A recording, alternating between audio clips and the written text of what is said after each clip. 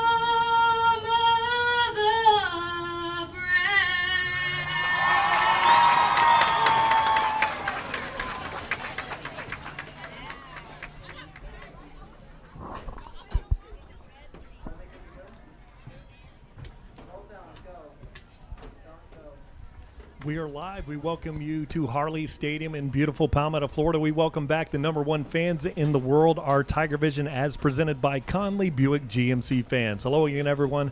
I'm Brian Varnador, and I'm joined tonight by my broadcast partners, Mr. Ken Burton Jr. and Rick Wells, Tom Porter out there on the sideline, along with Troy Bellamy on statistics.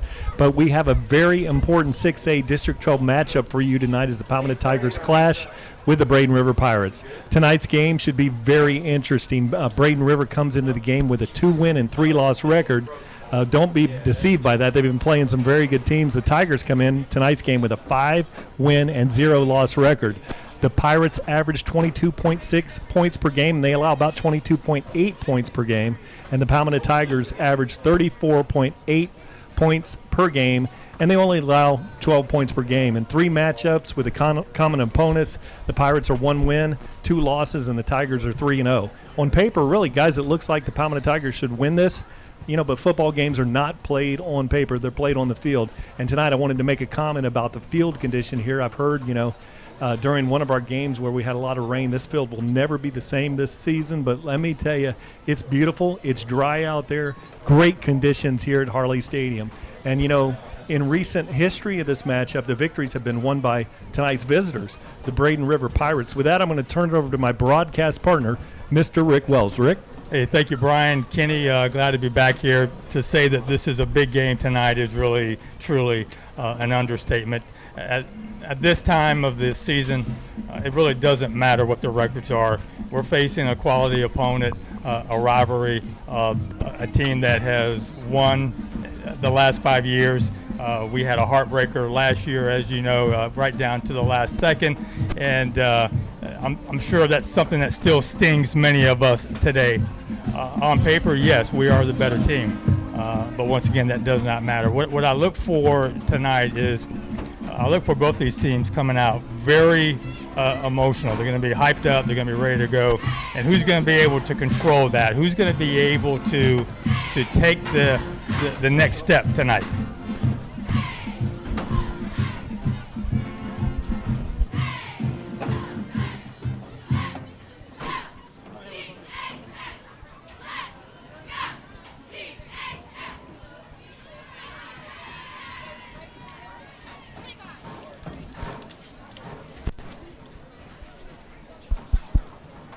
Tonight's aerial coverage is provided by the Manatee County Fair, the place to see and be seen, January 16th through the 26th, 2020. TigerVision is made possible in part by Conley Buick GMC, where we treat you like family. Impact Staff Leasing. Garrett Richard, we are workers' comp. Port Manatee. Boyd Insurance, DeVito's Auto Repair, the Manatee County Fair, Drug Free Manatee, Richardson Stinton Roofing, Superior Asphalt, Slot Machine Charters, Captain Griffin Deans, Asa Power, Sign Zoo, turn some heads. Apex, office products and furniture. Now, let's kick it to the booth with tonight's commentators, Brian Varnador, Ken Burton Jr., and Rick Wells. So welcome back, Tiger fans. So getting back to what I was talking about before the commercial break, so really we have to contain our emotions, and we talk about this a lot, but this is a team, this is a quarterback for Braden River that loves the hard count. He loves to get defenses jumping off sides, and we know we have at times we have issues anyway with that without a hard count, so we've got to be disciplined on defense, and once again we've got to just maintain our gaps, the responsibilities that each team member is responsible for, and not try to get out of our zone. That's how any team will hurt you. I think that we match up very well defensively. We had almost a perfect game against Largo last week. We got to come out here with that same intensity, and offensively, just pick up where we left off, Kenny. Yes, Tiger fans, good to be back. Missed you guys last week. Watched on the internet like everybody else. This is a game that when the schedule comes out, you mark it on your calendar, circle it red. My concern tonight is their coaching staff at Braden River has been together a long time, as well as ours, so they know each other very well. The players know each other very well. But the good thing about that is coaches coach, players play. I'll take our players tonight. This has been a long time coming to get to this game. This is crucial in the district. This is the marquee game of the district, in my opinion. Whoever comes out ahead tonight will be in the driver's seat. Still a long ways to go, but that's why you circle the game, mark it in red, and looking for a big Tiger victory tonight. Hey guys, let me jump in here. I got Coach Marino. Coach, big game. No one needs to talk about what a big game this is. Everybody knows it. Everybody's talking about it tonight. How were the Tigers in practice this week in preparation? It was probably our best week of practice all year. They're focused. They're hungry. We want to avenge that heart-wrenching loss we had last year against them. Kids are ready. Atmosphere-wise, I mean, Braden River coming in, they started off 2-3. We started off 5-0. We know that means nothing coming into this game. It's a crosstown rivalry. It's something that you have to keep the kids up. You can't let them feel like they're doing too well, that they can't be beat at this point. So how do you get that message across to them? Well, they're hungry. They're hungry. They want to avenge that loss and that feeling they had last year. Football is a game of will. Football is a game of respect. And right now, we got to earn some respect. Getting beat 5 years in a row, these kids want to get their respect back. All right, Coach, good luck in the first half. Brian, you were talking earlier about the field conditions and people making comments about Palmetto's field. I walked it earlier before pregame, and this field looks in great condition. The footing looks good. This Tiger team that played these last 5 games would have beat anybody on any field in Manatee County. So that's nothing that anybody can use against us about this field. This is a great field. It's a great stadium. It's filling up right now. It's a great atmosphere. Looking forward to it tonight to beat these Pirates. Thank you very much, Tom. I want to say that hat that you got on is absolutely off the chain. Looking good tonight, Tom Porter. And, one thing as I look at this game, last week I thought of a peak performance by Palmetto versus Largo. 44 points in that first half. Everything was working. Special teams, punters killing the ball, 60-yard punts, 40-yard punts, and then everything working. So there's a couple different ways. Now you got a big rival that has been dominant in this series over the years. Yeah, there's 2 ways you can come out. You can come out flat because you had a big win last week and you're thinking you're all that. Or another thing that coaches have to present is coming out tight. When you're in such a big, high important game, your Tigers, are reading there's 2 ways. And really, I expect the coaches to have them out there to play loose and free tonight. And really look for, the Palmetto Tigers to come up with a W on this one. But, it's football, and we'll see. Walking the field with the kids, Rick and I was talking to him about it. They seem pretty loose out there, Rick. Yeah, they've been loose all week, guys, and I don't see them dropping off here tonight. I don't see them as nervous as maybe we are, to be honest with you. I mean, this is a big game for us. I don't see that from them. It's really all about execution from this point on, and they know what to do. You just got to go out there, play smart football, and take another victory home. I will say this about the field, and we've been on the road for 3 weeks. This is the best field that we have played on in the past 3 weeks, without a doubt. One thing with Ken and Rick, they're always out there scouting, looking things over, looking at the field conditions. While we're running testing things up here in the box, I usually am up there in that, and they get the better perspective of what's going on. So the Palmetto Tigers are going to be kicking this one off. Rafael Gonzalez had a superior game last week, but you've got a lot of electric receivers back there. You've got number 11 and Anthony Toro. He's fabulous back there. Number 5 back there is Brian Curse. He's another good one back there.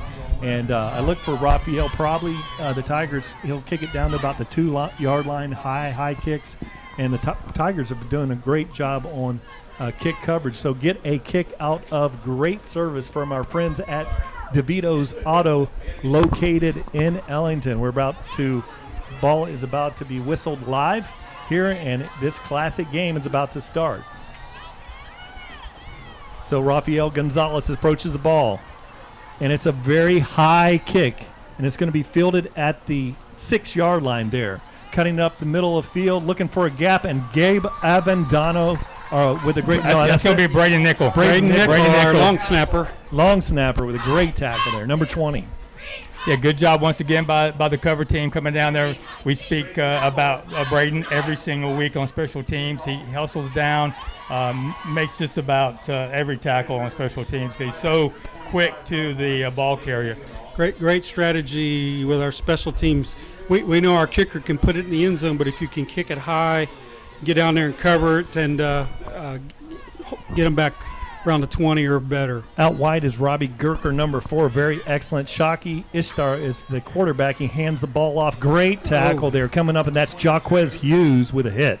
Yeah, and that's really good on Jaquez. He's coming back from the safety position, coming up there quick, making a good tackle, and that's something that we're going to have to just continue to work on tonight. That defensive line has got to play hard like you have in the past and make those tackles. And Levante Yeomans is back there in the backfield now with Itrius, and he hands the ball off to Yeomans there, and there's another knifing up there is Matty Wyatt. So it goes for about a 2-yard gain. That's going to bring up a 3rd and 5, and here's that situation you were talking about pregame, Rick. They do an excellent job of drawing teams off sides. They have plenty of time on the clock here, and they'll probably do a pre-shift here, but watch out, Tigers. 3rd and 5. Looks checking things over.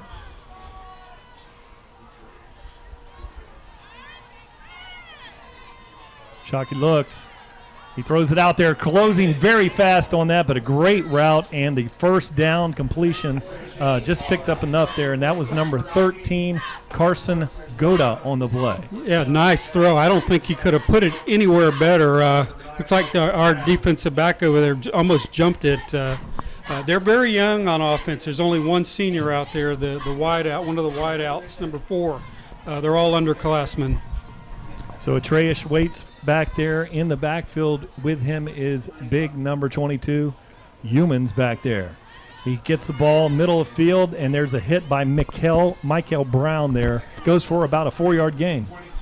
Yes, so right now we just got to tighten just a few things up here, getting a little bit of push off the line by the Braden River offense, and we're still getting our feet underneath us, but it's huge, really, that we stopped them on this first drive. Yes, I mean, this set really the tone. Big. Set the tone early, absolutely. So the ball just across the 41-yard line, and it's a 2nd and 6 on the play. Itrius checking things over with the sideline. Palmetto Tiger defense discipline, and that's what Braden River will do. And they'll settle back and look over the defense. Now he looks, he tries to throw an out there, and he's got a receiver, makes a nice catch, first down, and that is number 11, Josh Thomas out there. Yeah, so he made that right there in front of Day Hill. Day was off a little bit and couldn't get back up there to make a play. But right now, I mean, they're running this offense, pretty well. I mean, I'm impressed. They've had some struggle at times scoring early in the first quarter. They usually come back and get warmed up around the second quarter, but we got to make a stop here. Josh Thomas is over here with Robbie Gurker wide, and Itrius takes it, hands it off, and that's another back. They're really rotating things over. That goes for about a 4-yard gain on the play. That's number 6, Jaden Thibodeau. Yeah, so they're going to bring in Miles Ormsby. Got him coming in now to give someone a break, and made 2 subs there on defense to try to tighten up that old line. I think number 53 as well. Really, in the offensive line, doing a very good job against that very stout Palmetto Tiger defense, getting a lot of push up there. Now he goes back there empty, and he has Shockey Istus waiting the ball here.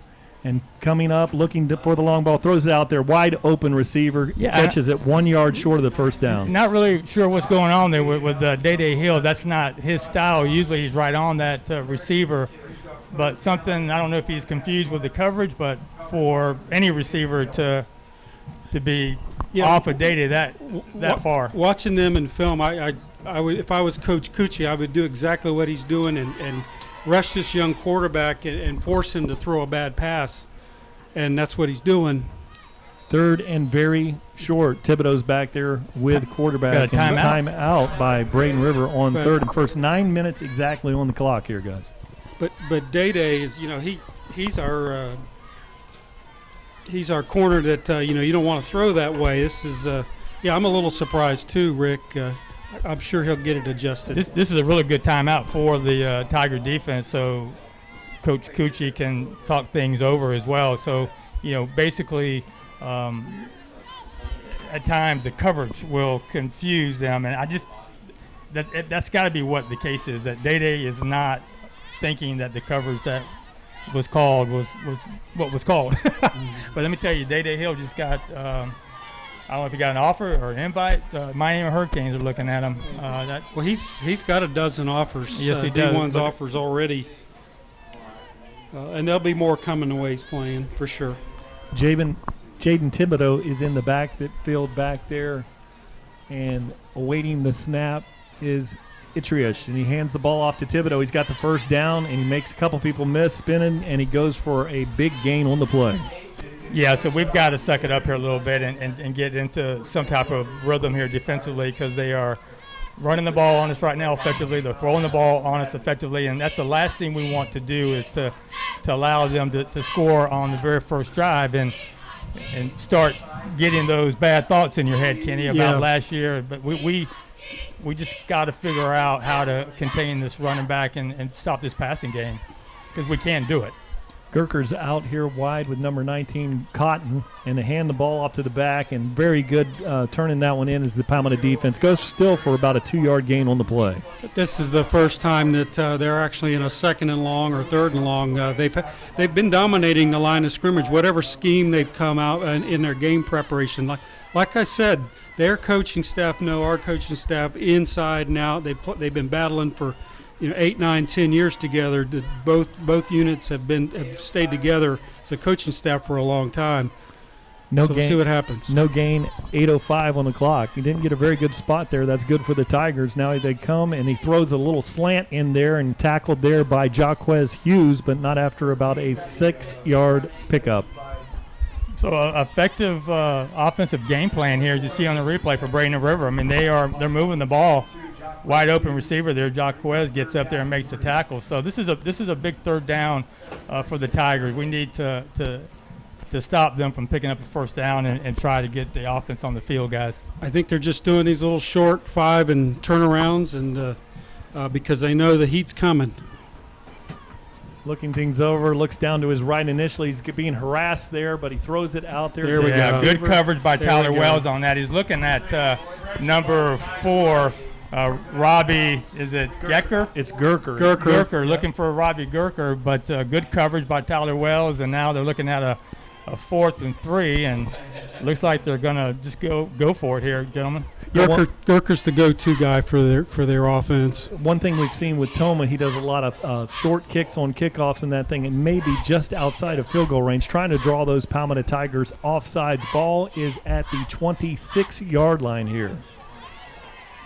Petraeus in the shotgun. Here comes Matty Wyatt. They're bringing the heat this time. Throws it in the middle of the field, and that's a catch.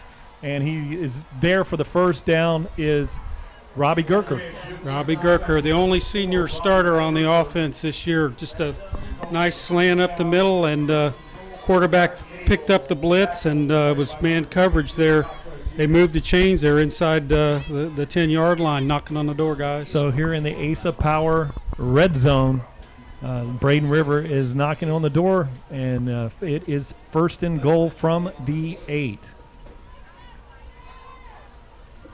Petraeus has it. He hands the ball off there, and he goes for about a 3 or 4 yard gain on the play. Getting a lot of push from that offensive line. They really are, and no matter how they have struggled in the past, they still have a very big offensive line, Kenny. They are getting a lot of push off the ball and backing this D-line up and giving their running back an opportunity to pick up some yards on just about every play. We haven't been in the backfield or a stop for a loss yet on this drive. Yeah, and looking out there at Robbie Gurker, it's a very polished receiver out there in the slot. Now Itrius waits the snap. They look like they moved a little there. He rolls to his left, looking there, being under chase there, and that's Kevion Williams, and he throws that one out of bounds. Great play by Kevion. A real good job by Kevion to keep him from running. Got Tyler Wells trying to catch up to him. Really didn't have anywhere to throw the ball. Throws it wisely out of bounds and lives to see another down. But third down, this is another critical. So you have to wonder if we can stop them here, then hopefully they will It'll be a try to kick a success field if goal. we can keep Absolutely. them out of the end zone here. So big play here, 6:08 on the clock. Ball is at the 6-yard line. Tigers coming up in a 4-man front. Out wide here in defense is Crawford out there. Now he looks. Oh, good pressure by the Tigers. Almost got a fumble there. Now it's going to be a little bit. Now he's got a wide open receiver back there, and he dropped the ball. Wow, we got lucky on that because that corner came up to try to stop the quarterback from getting into the end zone, left his receiver wide open. Not a real good throw from the young quarterback on the run, but so a very fortunate play for us. Yeah, let's watch the replay here. He's looking at number 13, manages to get away. Yeah, the quarterback's in no man's land, had to go after and just failed to connect there. We dodged a bullet, gentlemen. Bend but don't break, right? Yeah, it's there's a water break. That's a great time for a water break. Reminds me of our friends from Richardson Stinton Roofing here. 6 minutes on the clock, and really the Pirates, if we hold them, the Tigers hold them only to a field goal on this first series. You have to take that as a success with all the great success they had, driving right down the field. So lucky on that play, gentlemen. So lucky. That's part of the game.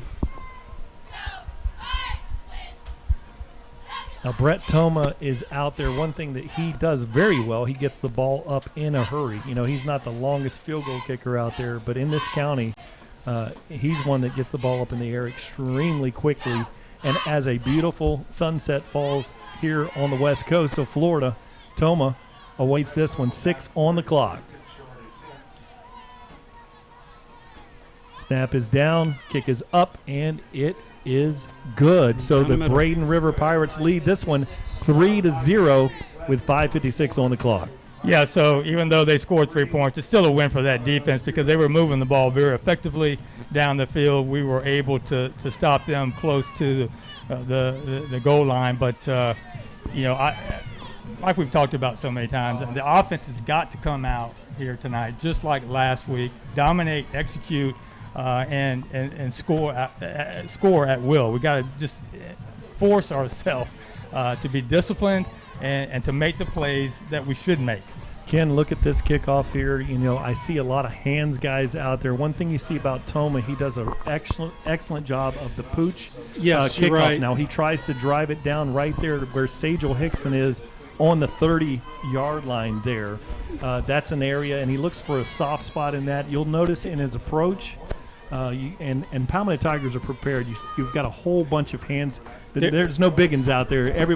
There's a whole bunch of hands team players out there. They moved up on it. They did this last year watching the game today, and they will probably kick it away from LaJonte as well, too.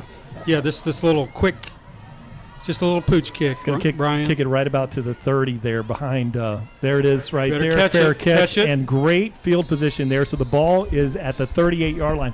I love it, guys, because that's the threat of LaJonte Wester, and that's a huge change in field position here. Great position for the Tigers. Yeah, good job by Sajel Hickson. I mean, he's standing right there, calls for the fair catch, and gives us really a good field position to start off offensively for the Tigers' first drive of the game. And I'm sure they practiced that all week. They did that to us last couple of years, ever since LaJonte's been returning kicks. So great field position. Let's see if we can capitalize, gentlemen. Great coaching by Robbie Stevenson, the special teams coach. Now Butler takes it initially, and he is going to be tackled for a loss on the play of about 5 yards.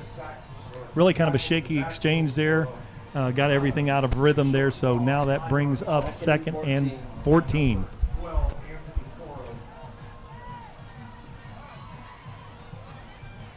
Xavier Williams, he has LaJonte Wester in motion, option out here to Sajel Hickson, trying to get a block out there, turns the corner. He's got the first down, and he's at the 49-yard line. Yeah, nothing like a hard runner like Sajel Hickson to get you out of trouble. When I look at this Pirate defense, they're not big. They have some speed, but not what we've been used to in the past. And as always, those Palmetto Tiger receivers are out there blocking down the field. 5:23 on the clock. Xavier Williams fakes it. Now he throws it in there, and he's got a wide open receiver, and he's going to go for the first down, and that has to be Butler. Ball came out after he was on the ground. Bubba Butler, nice little slant, nice pass by Zay Williams to get this offense moving, and and that's really what stands out about this defense for the Pirates. Just don't see the size that we've seen in years past, Kenny.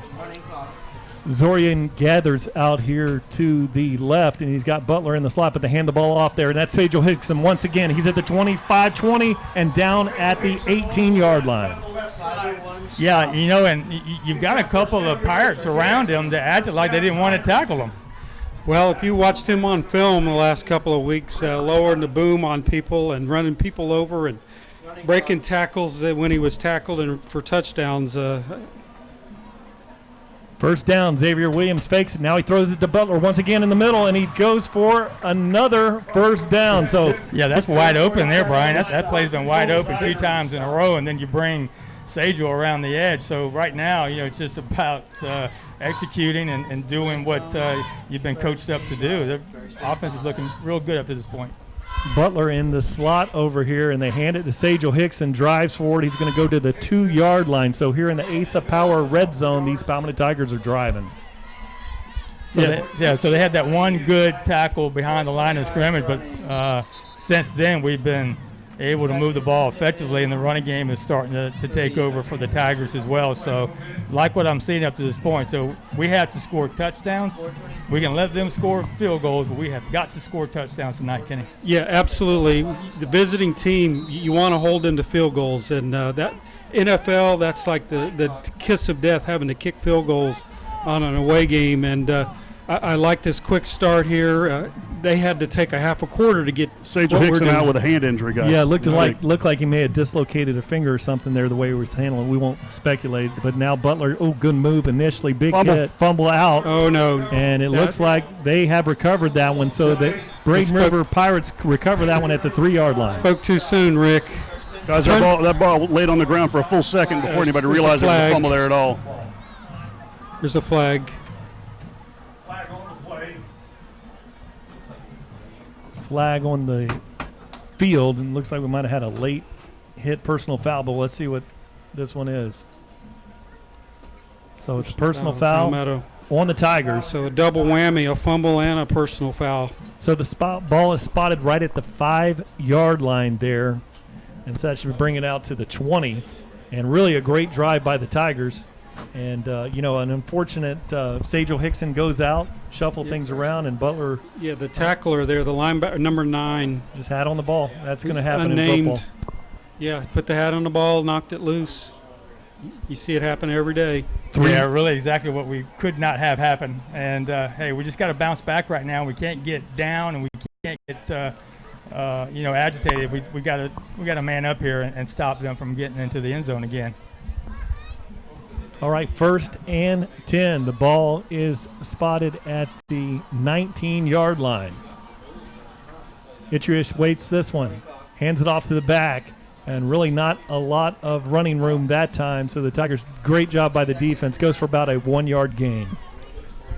Yeah, now it's time for this defense just to get mad, upset, and play aggressively, and let's try to do something that can pin them back and get good field position again, guys. Yeah, really you need to look out for number 4, Robbie Gurker, over here wide, and he's being covered out there by Crawford. Davion Cummings is out there covering the slot receiver. Day Hill out there wide covering the far receiver on the boundary. Low snap, throws it out there, and there's that receiver again, Gurker, and he goes for about a 4-yard gain on the play. Yeah, we're doing not doing a real good job right now covering him. We are off of him about 5 yards. A quick pass, good pass here, and we're a great call. Crawford, yeah, I mean we're off of these receivers a little too much right now. It's going to be about 3rd and 3. 3rd and short 3 or long 2. So now he awaits this one, tries to draw those Tigers offside, no going. Then there's Yeomans. There we go. He is tackled. Great play. So that's going to bring up a punting situation for the Braden River Pirates. Yeah, it's a really nice job by the defense. You'll see here we get some guys through the line there. And is that Matty White that Matty came in there? Wyatt Matty came in there and made the Yeah, play. great job, Matty. He's the smallest guy out there. He is something else. Looks like number 15, Trent Hedgepeth, is going back there. He's a junior. Nice size punter back there, and the ever dangerous LeJonte Wester awaits. It's fourth and very short. The Tigers need to stay Gotta stay on very, side. very disciplined on this one. Nice snap back there. He drives a kick up. It's kind of a knuckleball middle of the field. Get away and from it. It's going. Oh, he thought about it. He thought about it. And so it's going to be down at the 34-yard line. All right, so we got to forget about that last little snafu there, and we just got to. I tell you what, if I would give the ball right back to Bubba now on that little slant. He's wide open, right? I just think that Coach Ty right now is trying to figure out what's going to work the best for them. I mean that fumble doesn't happen very often. We don't fumble the ball a lot, and for Sageville to have to come out and for Bubba to have to take over was a quick decision. We also got Robert Gavin back there now in the backfield. Robert Gavin is back there with Butler, and they fake the handoff to Butler. Now they throw it there, nice-looking play there, and he's going to go for only a yard there. Had LeJonte Wester out wide, faked the bubble screen, was trying to throw a little slant in between. But about, we'll call it a 3-yard gain, a very long 3-yard gain on the play. And they're offside, so that's going to be there we go. It's going to be second and very short for the Tigers. This will open the playbook up here for them to maybe try something here. 2, 1, 2. Yeah, if you've got the wheels and the out and ups and those kind of things in the bag, this is a great time to throw one of those out there. You've got Butler in the slot and LeJonte Wester. And he looks, throws the long ball down the sideline, got a man, and that's Curtis Thomas out there. CT Magic down at the 18-yard line. Yeah, good job. And CT's been a little quiet here this last couple of games. We've had a hard time finding him, but a great route. Check it out. CT Magic looks at the hitch, and then it's up. It's the old hitch and go. Hitch and go. The hitch pitch is what we used to call it. For the first down. 1:03 on the clock here. Xavier Williams looking things over. They are now in the Ace of Power red zone. Hands the ball off to Sageville Hickson back in the game. Goes for about a 2-yard gain. Good play there by number 18 there. Stopping a big play was Isaiah Kress, a junior.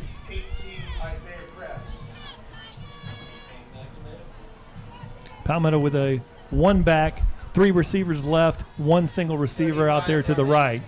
Xavier Williams looks. Now he's rolling to his left, and he throws this one out of bounds. And really smart play by Xavier Williams on that play. So with 27 seconds remaining here in this first quarter, your Palmetto Tigers trail this one 3-0. But here, a 3rd and 8. This is Bubba Butler time. This is definitely Bubba time here, and I wouldn't even look at anybody else right here. I think that he can get open on any DB out there on that field for Braden River. We just got to utilize him more. He may be the go-to guy to look at tonight. So you've got Butler over there in the slot on the right-hand side of the formation. Looking over here to the left, you've got Curtis Thomas and LeJonte Wester. And he's looking, and he throws it. Oh, he had a wide-open receiver settled out there. He had Kavion Williams. That would have been a first down, but he went for the touchdown on that. So it now brings up a 4th down, and Rafael Gonzalez is coming onto the field. Unfortunately, he couldn't finish it. Yeah, he just looked. He was here. Yeah, that's going to be Zorian, 81, that was wide open there.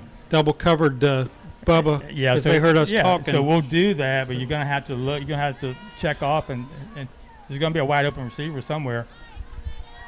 So this will be about a 37-yard kick, and he's got the ball spotted, and great snap there by Braden Nickel, and it is up and good by Gonzalez. So get that great kick out of good service from our friends at DeVito's Auto in Ellington. Yeah, he hammered that one. I think he kicked it into the locker room, but way it took off. Raphael has just been one of the greatest weapons that we have had this year. He's been so consistent, and once again, hats off to Coach Robbie Stevenson for all the work that those two have done during the offseason. But right now, a little slow for both teams. Defenses have taken over, kind of dominated. But I guess the positive thing that I'll say is that we have plays that are there offensively. We're just not making them yet. And hopefully Coach Ty is in the ear of Zay Williams. And, hey, look, if they got double team formation on Bubba, we're going to have a wide open receiver. So don't just focus on Bubba the entire time, which is hard to do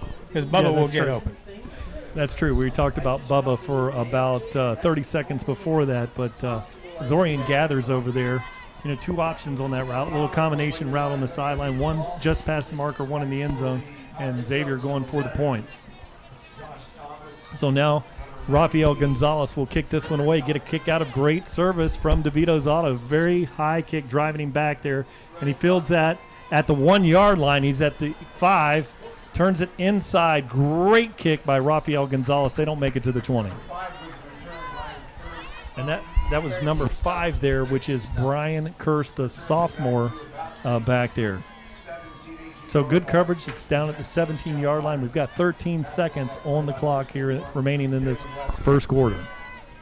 So I think what we're seeing is on the defensive end, maybe Braden Rivers throwing the ball a little bit more than they anticipated early on.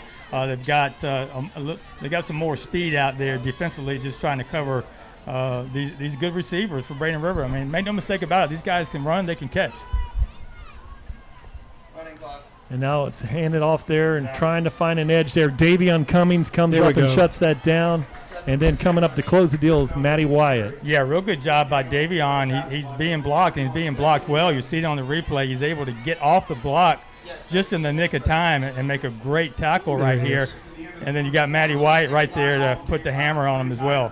Good job, Davion Cummings. We'll go to a commercial break here at the end of the first quarter. This one's knotted up 3-3.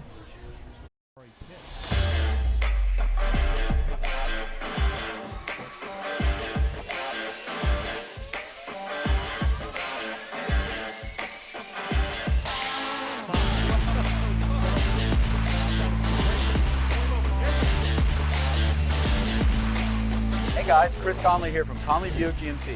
We're excited to be back for another season of Palmetto football and TigerVision. Good luck this year and go Tigers! 5, touchdown!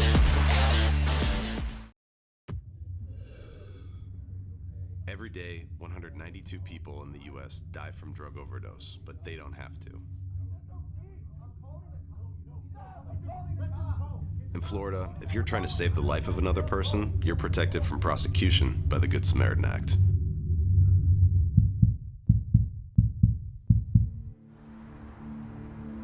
You just saved her life.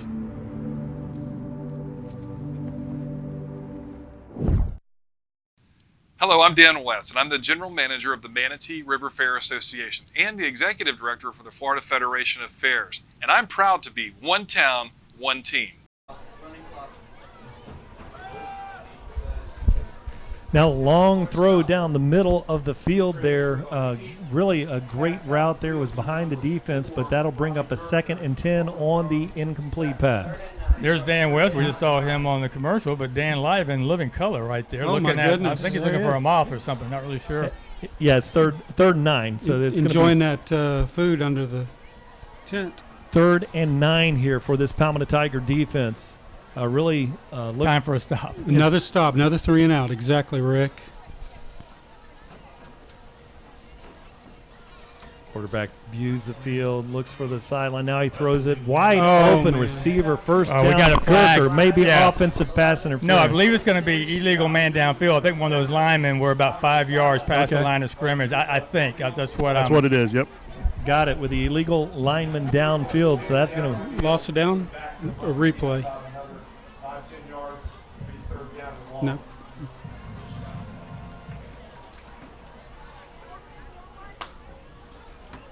So lineman downfield.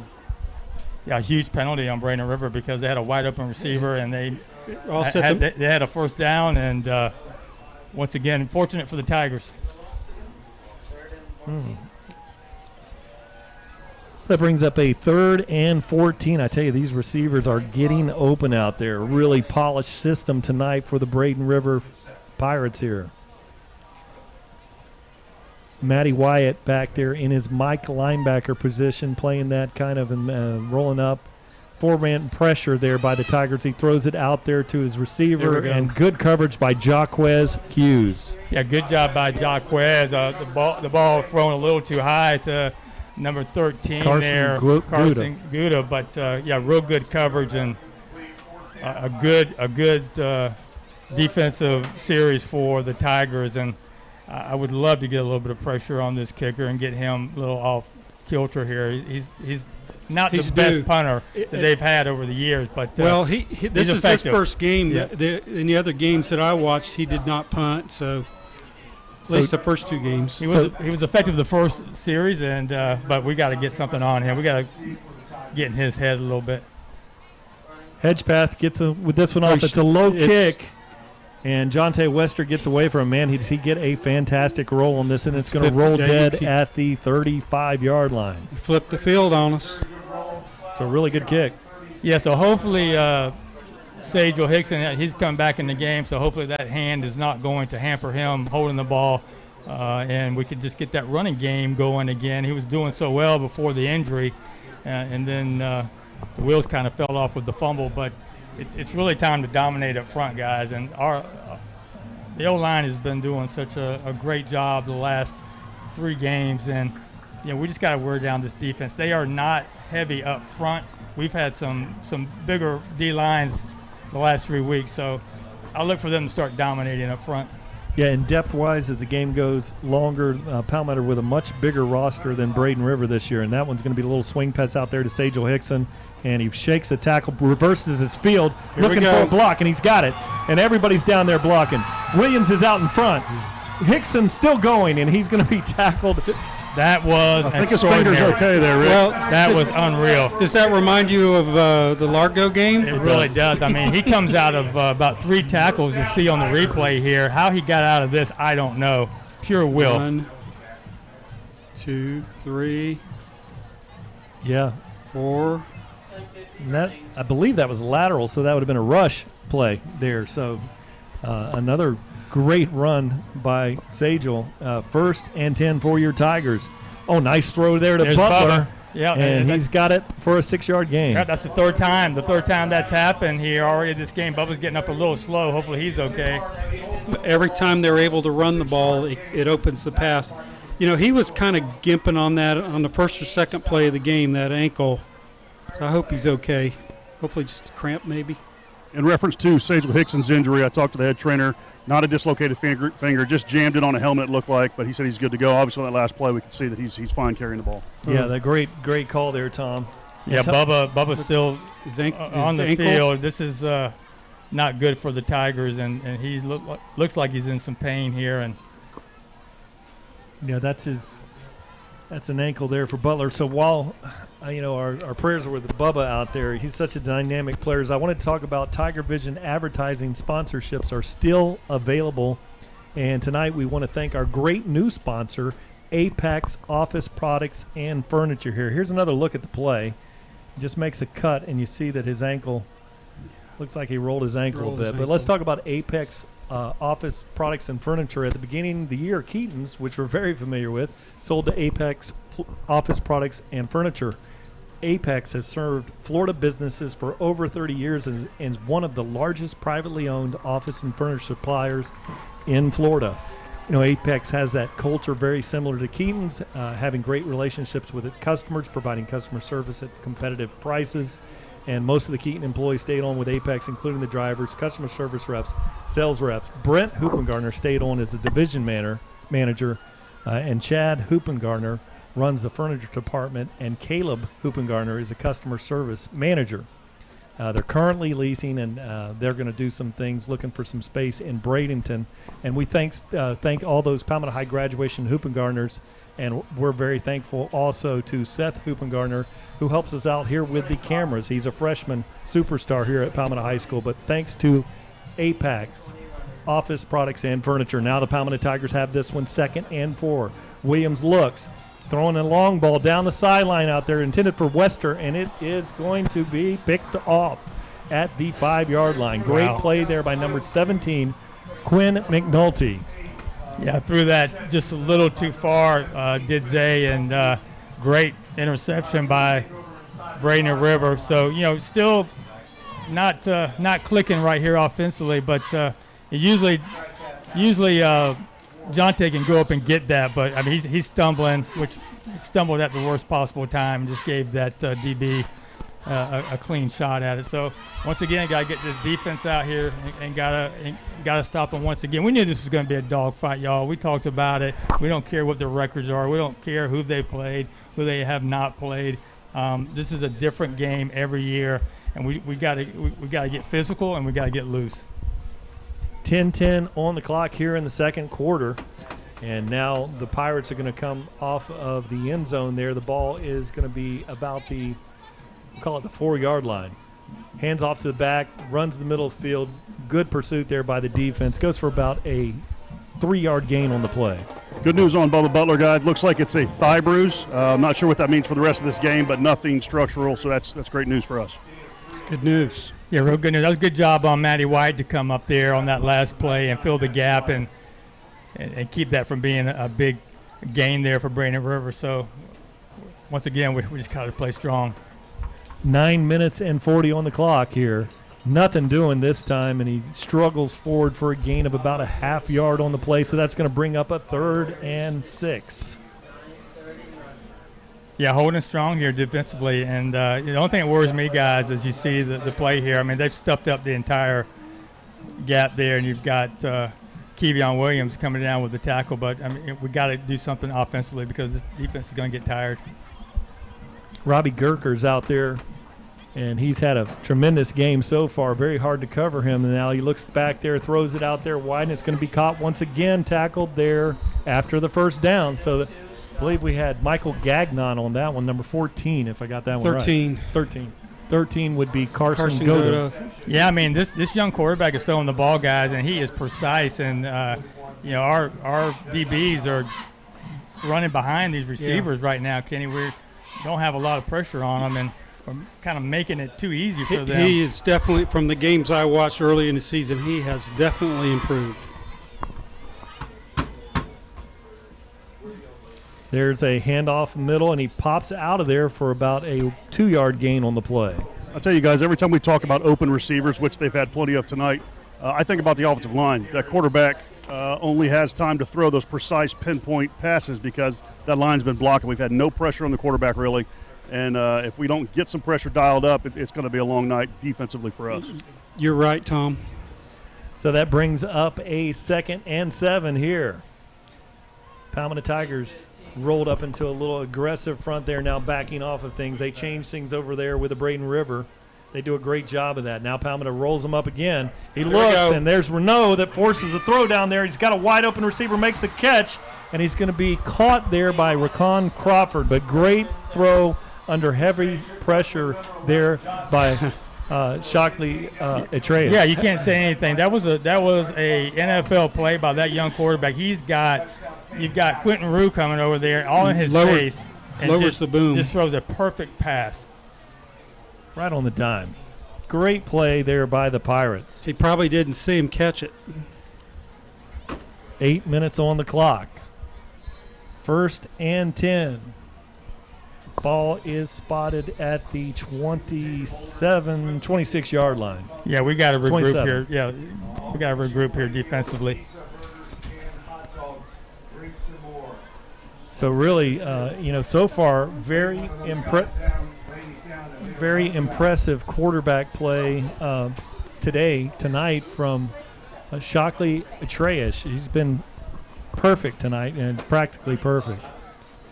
He's in the shotgun this time, and this time in the backfield he has Jaheim Hodo back there with him, and out here wide is number 11, which is Josh Thomas, and Gurker over here in the slot. Looks for Gurker initially. Now he rolls to the right. Got a little bit of – there's a holding back there. So he goes for a gain on the play. And so that's going to be holding. Was that a false start, guys? I think it was a hold. It was a hold on I was looking out there on the track. That was very close. Very close to a late hit, yeah. But fortunately that was not called. But we do have the holding penalty on Braden River. So right now, guys, I mean, very uncharacteristic of this defense, giving up some big chunks of yardage, and I know they're a little discouraged right now, but they have to regroup and start playing Tiger football here, and not worry about that last play. You got to worry about what's in front of you right now, and just make a play for your teammate, help them out. Yeah, it's going to be very interesting statistically when we go to Troy Bellamy at halftime. I think you're going to see the QBR, the quarterback rating here for this quarterback for Braden River tonight is going to be very high out there, completing a very high percentage of his passes. And there is a nice tackle gain of about 3 on the play. Yeah, so on the running side, we've done pretty decent, stuffing them at the line of scrimmage. But it's the passing game that really has me confused. We just are not in position when the DBs are running behind these receivers. So I didn't expect them to be able to throw the ball as effectively as they have here the first half of this ball game. Interesting coverage wrinkle over here. Kevion Williams is going to be covering their dangerous possession receiver over here. Now he rolls to his right, still going, throws it back across the middle. Now he made a mistake. And a really great play there by Raquan Crawford. That was a mistake. He went across the field, threw back to the middle of the field, and Crawford nearly made him pay for that one. Great pursuit by our defense there, forcing him. Andre Rentz over there. See right there, Josh Quez, he takes out the chain crew there. Yes. All right, so you want no interference penalties here. You've got a 3rd and 22 way out of field goal range here. Here's the mayor. Shockley Atreus is waiting for this one. Oh, there we go. Day Hill came up in a press coverage look, now kind of bails on that one, going to keep him in front of him here. That's a lot of yardage to gain for that first down. Atreus looks, steps up. There we go. And big number 17, Quentin Rue. Yeah, and that was a different scheme. There was almost a stunt on the other side, but Quentin comes around the edge and gets around right there, squeezes right through the defensive tackle. Great job by Quentin Rue right there. Great tackle there. And great tackle. Great stunt with Ormsby and Rue there. They ran a little Texas twist over there, and a great wrinkle there by Pat Cucci, defensive coordinator there. Great job.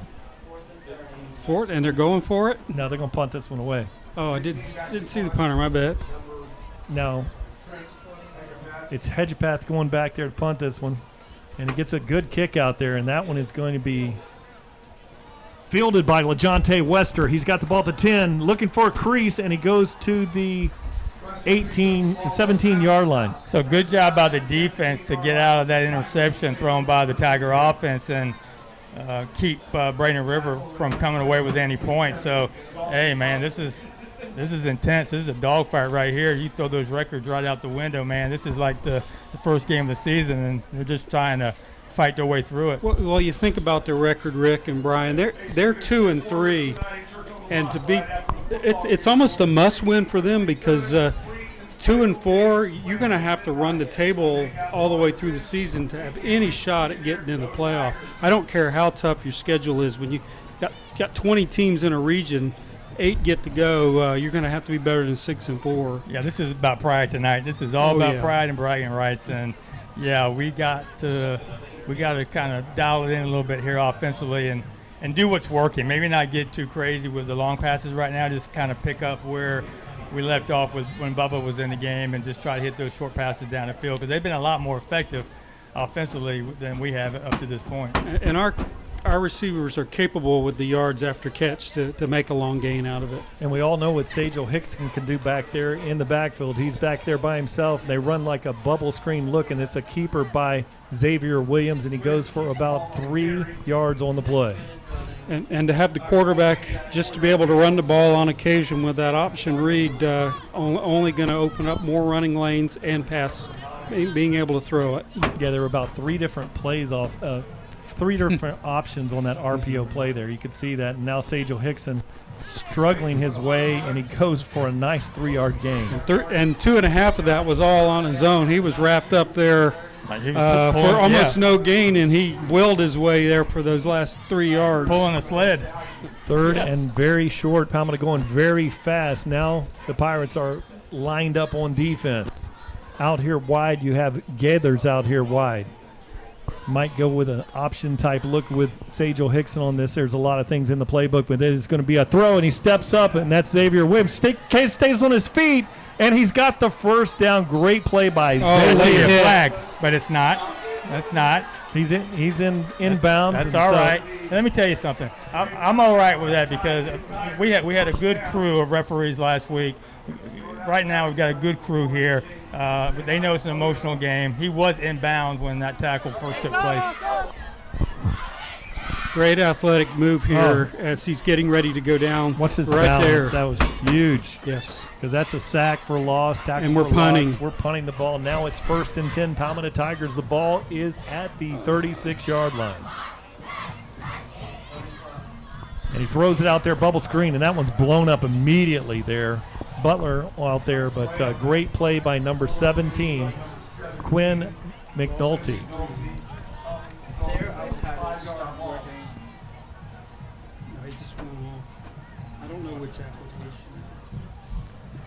All right, 4:44 on the clock now. Palmetto Tigers here have a 2nd and 15.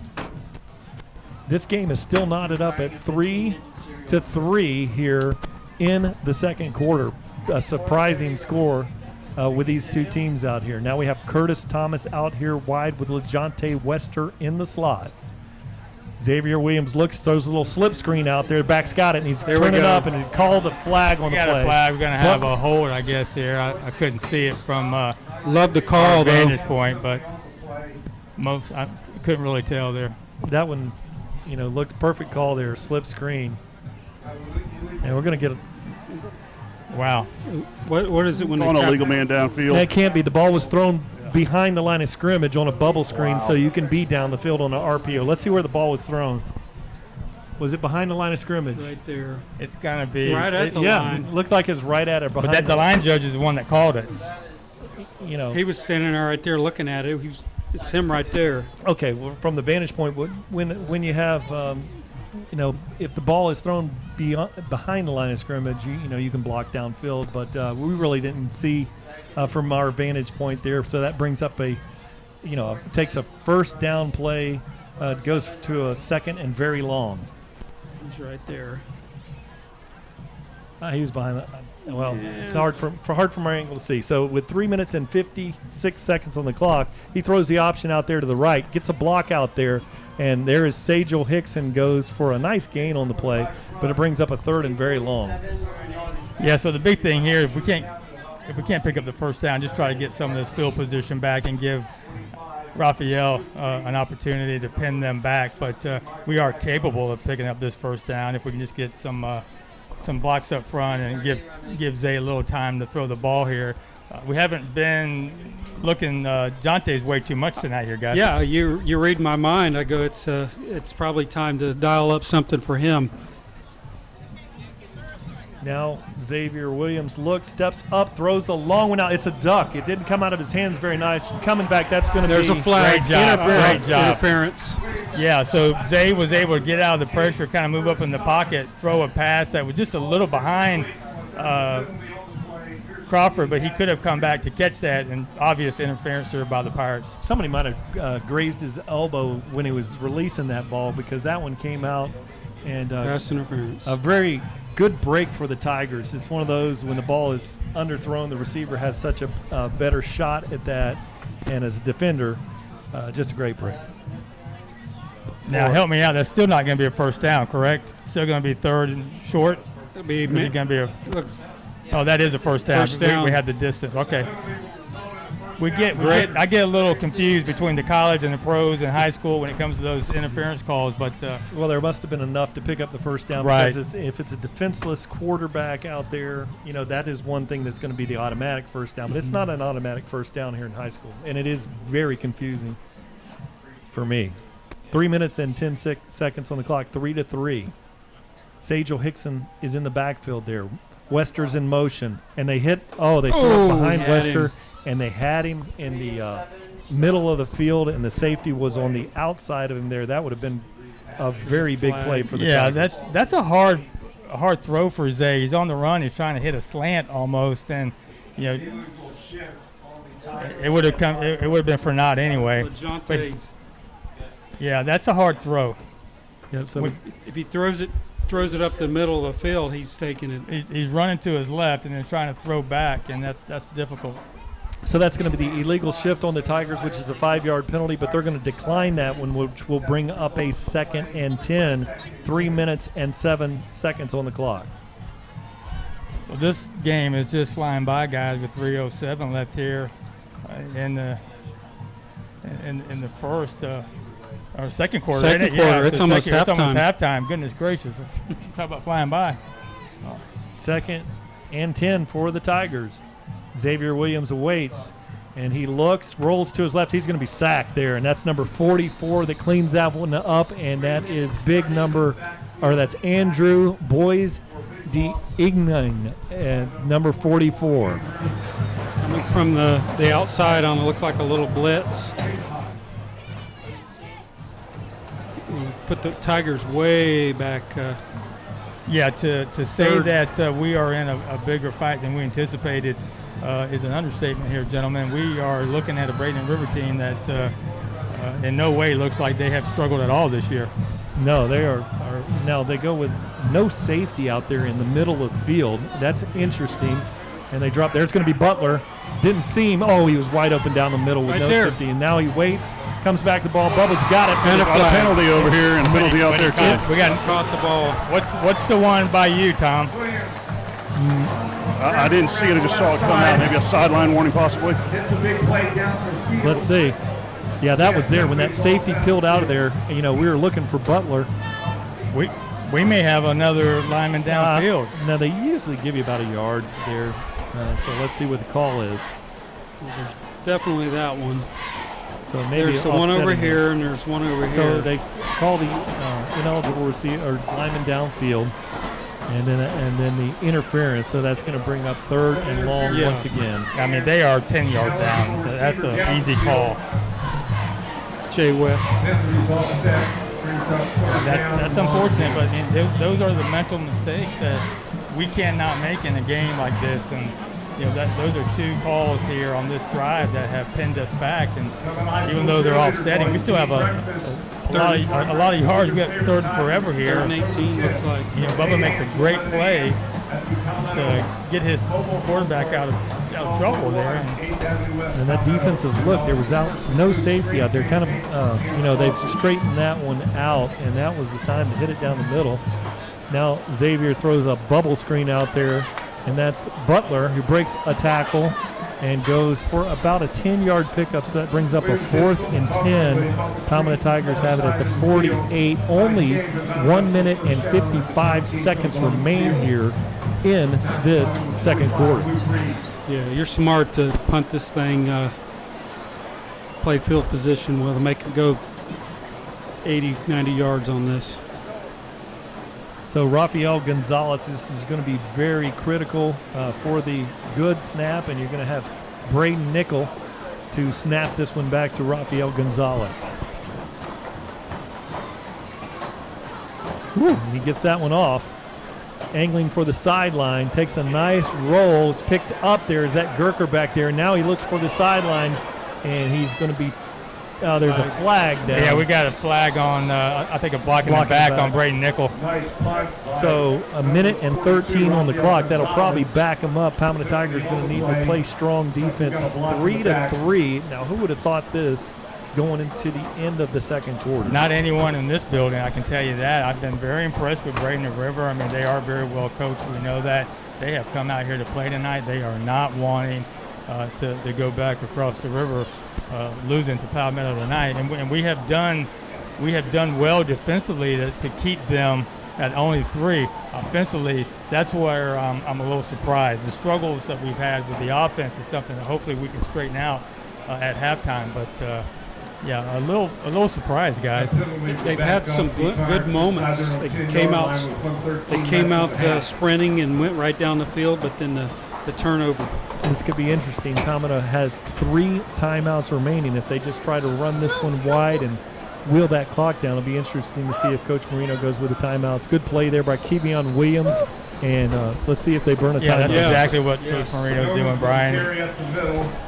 Yeah, and that's one great thing about the coaching staff here. We talk about this over and over again. At the end of the halves, they generally have those timeouts, in their pocket. And you get a double. If you can get one more shot here to do something, we also get the ball starting the second half. Correct, and you're going to have to punt that one with a inexperienced punter to LeJontay Wester. And anytime that LeJontay Wester's out there, he is a threat to take it. I don't care if he's at the 1-yard line or the 40-yard line. He can take it on a house call at any time he touches the ball. Yeah, the big thing here, though, defensively is to give us that opportunity, right? We can't give them any big plays here. They're backed up on their side of the field. We just got to maintain our intense defensive line and doing, I tell you, Kevion Williams, look for him to really break open here soon. I think Kevion is going to have a huge second half, but Kevion is someone that can change, defensively can change a game. We've seen him do that, but I'm looking for him to break out here and start making them pay for their passing game here. 1:07 on the clock. And Shockley takes this one, hands it off to Umis, and he's got a big first down, or he's only going for about 5 yards, so it's going to be 3rd and short. Yeah, so we got to we take the timeout. No. Yeah, I think they did, didn't they? I think they did call. Yes, there's 1 minute left. Yeah. So as the clock stops here, Braden River with a 3rd and short, 1 minute exactly on the clock. Could be a dangerous situation for us, boys. Third and 8. You're expecting another run, and they've had a couple of big passing plays that a few connected. They missed a few, so this could be a spot for them to try to go deep and see what they can do. Well, yeah, it's 3rd and 1 here is what it is, Tom. It was wrong on the scoreboard, but what we have to watch out for, gentlemen, is the dreaded tight end that has those 5 losses. A tight end has come in. Doesn't matter who it was, they just plugged them in and they made big plays against us in situations like this. It's number 20 this year, D'Angelo and Antonino. That's going to be Jacquez Hughes' responsibility. So 3rd and very short here. And Ishtar takes it, hands the ball off to the middle to Yeomans, and that's going to be a 1st down. So things are probably going to wind down here.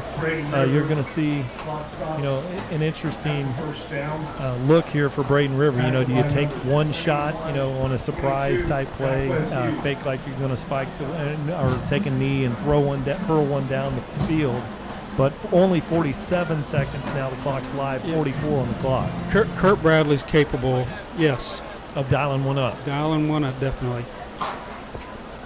Now he hands the ball off there, and great play by Michael Brown. Big hits on the play, and that's going to bring the clock to 29 seconds.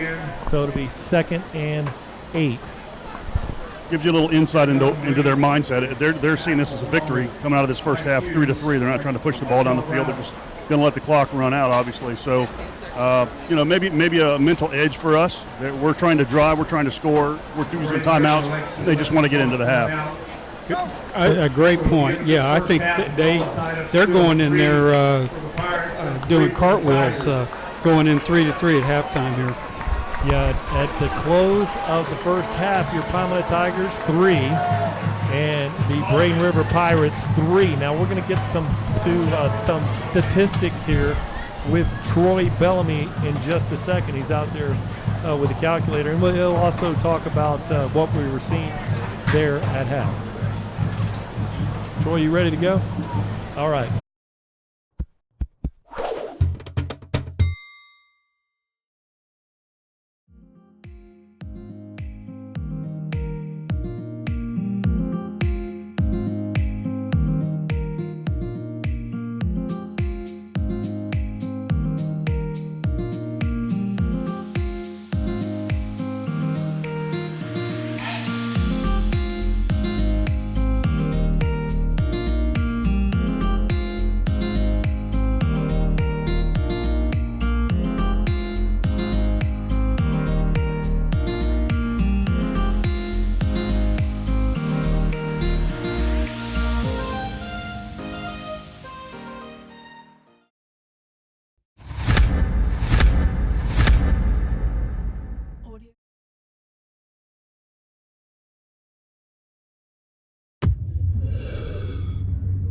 Every day, 192 people in the U.S. die from drug overdose, but they don't have to.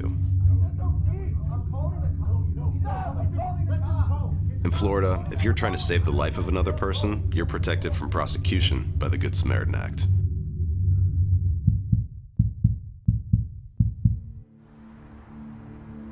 You just saved her life.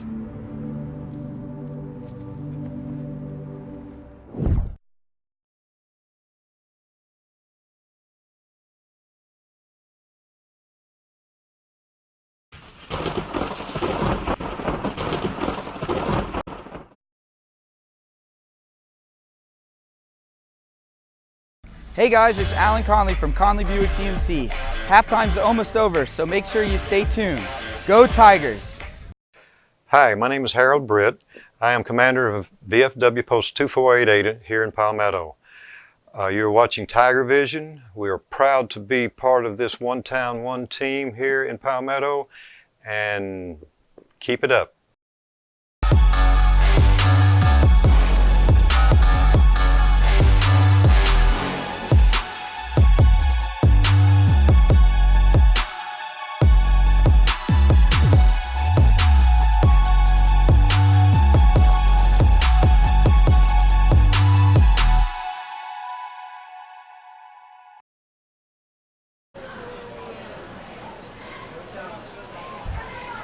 And good evening, folks. Again, welcome back to live action here at Harley Stadium at Tiger Field. This is your statistical reporter, Troy Bellamy here, giving you a few statistics from halftime. As we saw last week, there was a lot of explosive plays, and we were able to get a lot of chunk yardage. Even tonight, we were able to get some explosive plays and chunk yardage, but they have not resulted in touchdowns at this point. We had two very profitable drives that were going. And in the first drive, we were within the red zone and turned the ball over. A fumble there, which was uncharacteristic of one of our senior players, Bubba Butler. But, after that, we had another drive that we were moving the ball, and there was an interception, a long interception that pinned the Braden River offense back in their own territory. So without those two turnovers, usually it's the penalty bug that bites us, but tonight it's been the turnover bug. And if we can turn that around, I think that we'll again see that explosive offense that we've been waiting for and used to all year. We get the ball coming out of the second half here, so hopefully we'll get on track. Xavier Williams has been very efficient. He's 7 of 11 for about 88 yards, and overall we have 166 yards as Sajel Hickson continues to be the workhorse and has over 50 yards on about 6 carries. So he's doing a great job there. The offense again is trying to find a rhythm because we haven't had the ball. Braden River has been very efficient when they've had the ball. Short passing game, making first downs, moving the ball against us, which has been sort of unusual against our aggressive defense this year. But they've been able to effectively move the ball and keep the ball out of our explosive offensive hand. So hopefully in the second half, all of my friends and fans who are at home watching, the Bruton family, Rob Martin, my LMA family, hopefully we'll see some great football here, great explosive offensive football here in the second half from the Tiger offense, and can pick up the victory. This is very typical of a big rivalry. It's two teams who know each other very well, two coaching staffs who know each other very well, and they're able to kind of predict and know what each other are going to do.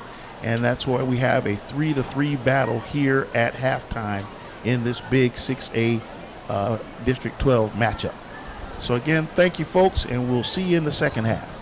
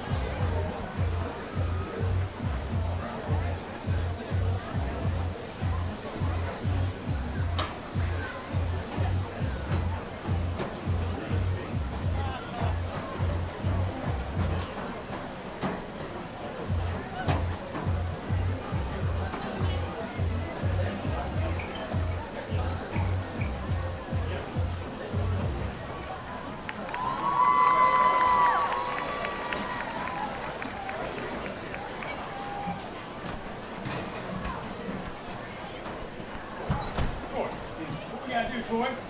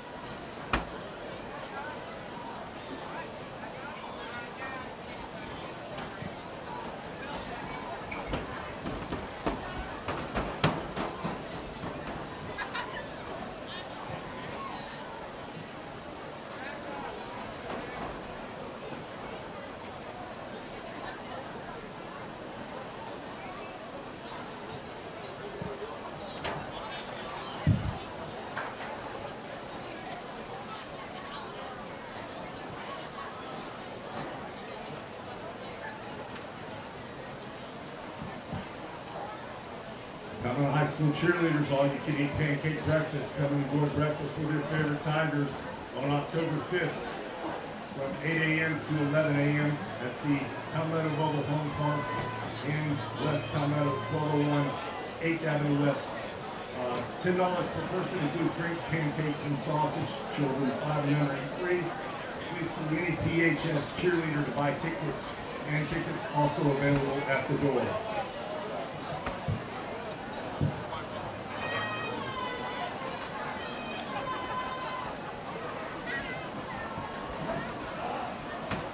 Students, the quarters tonight at Church on the Rock. Right after the football game, there will be free pizza, free soda, and free inflatable games to play until midnight. Come hang out with all your friends. We can't wait to see you there. Go Tigers.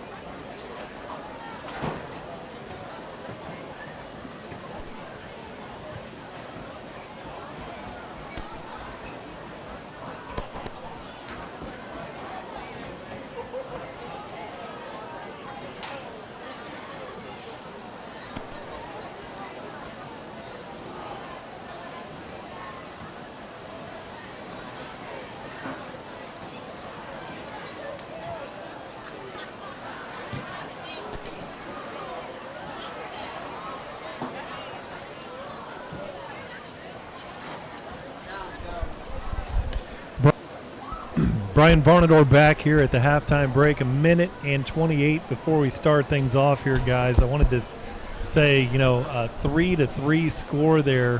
Who would have expected that tonight? Well, I've been very impressed with the play of Braden River. I mean, they have really come out here and they have circled this game, and it's obvious that they have come to play here at Harley Stadium. Well, the last thing you want to do is, as a Tiger, is lose this game tonight, go into the bye week thinking about everything that didn't take place the week before. This is a pivotal game. This is a game that could really push us through deep into the playoffs. It's a confidence booster. We have not beat Braden River in 5 years. So at the end of the first half, we're knotted up 3-3, so we are no different beginning the second half, Kenny, as we were when we started this game. And so I'm looking for the offense to get back to what it does best, and that's run the ball. I'm hoping to see a little bit more of Sajel and Robert Gavin and get out there and just pound this very undersized defensive front for Braden River and just make some things happen, Kenny. Yeah, I think time of possession is going to be key in the second half. Who can control the ball? Always going to come down to mistakes as well as turnovers. We've seen plenty on both sides of the ball tonight.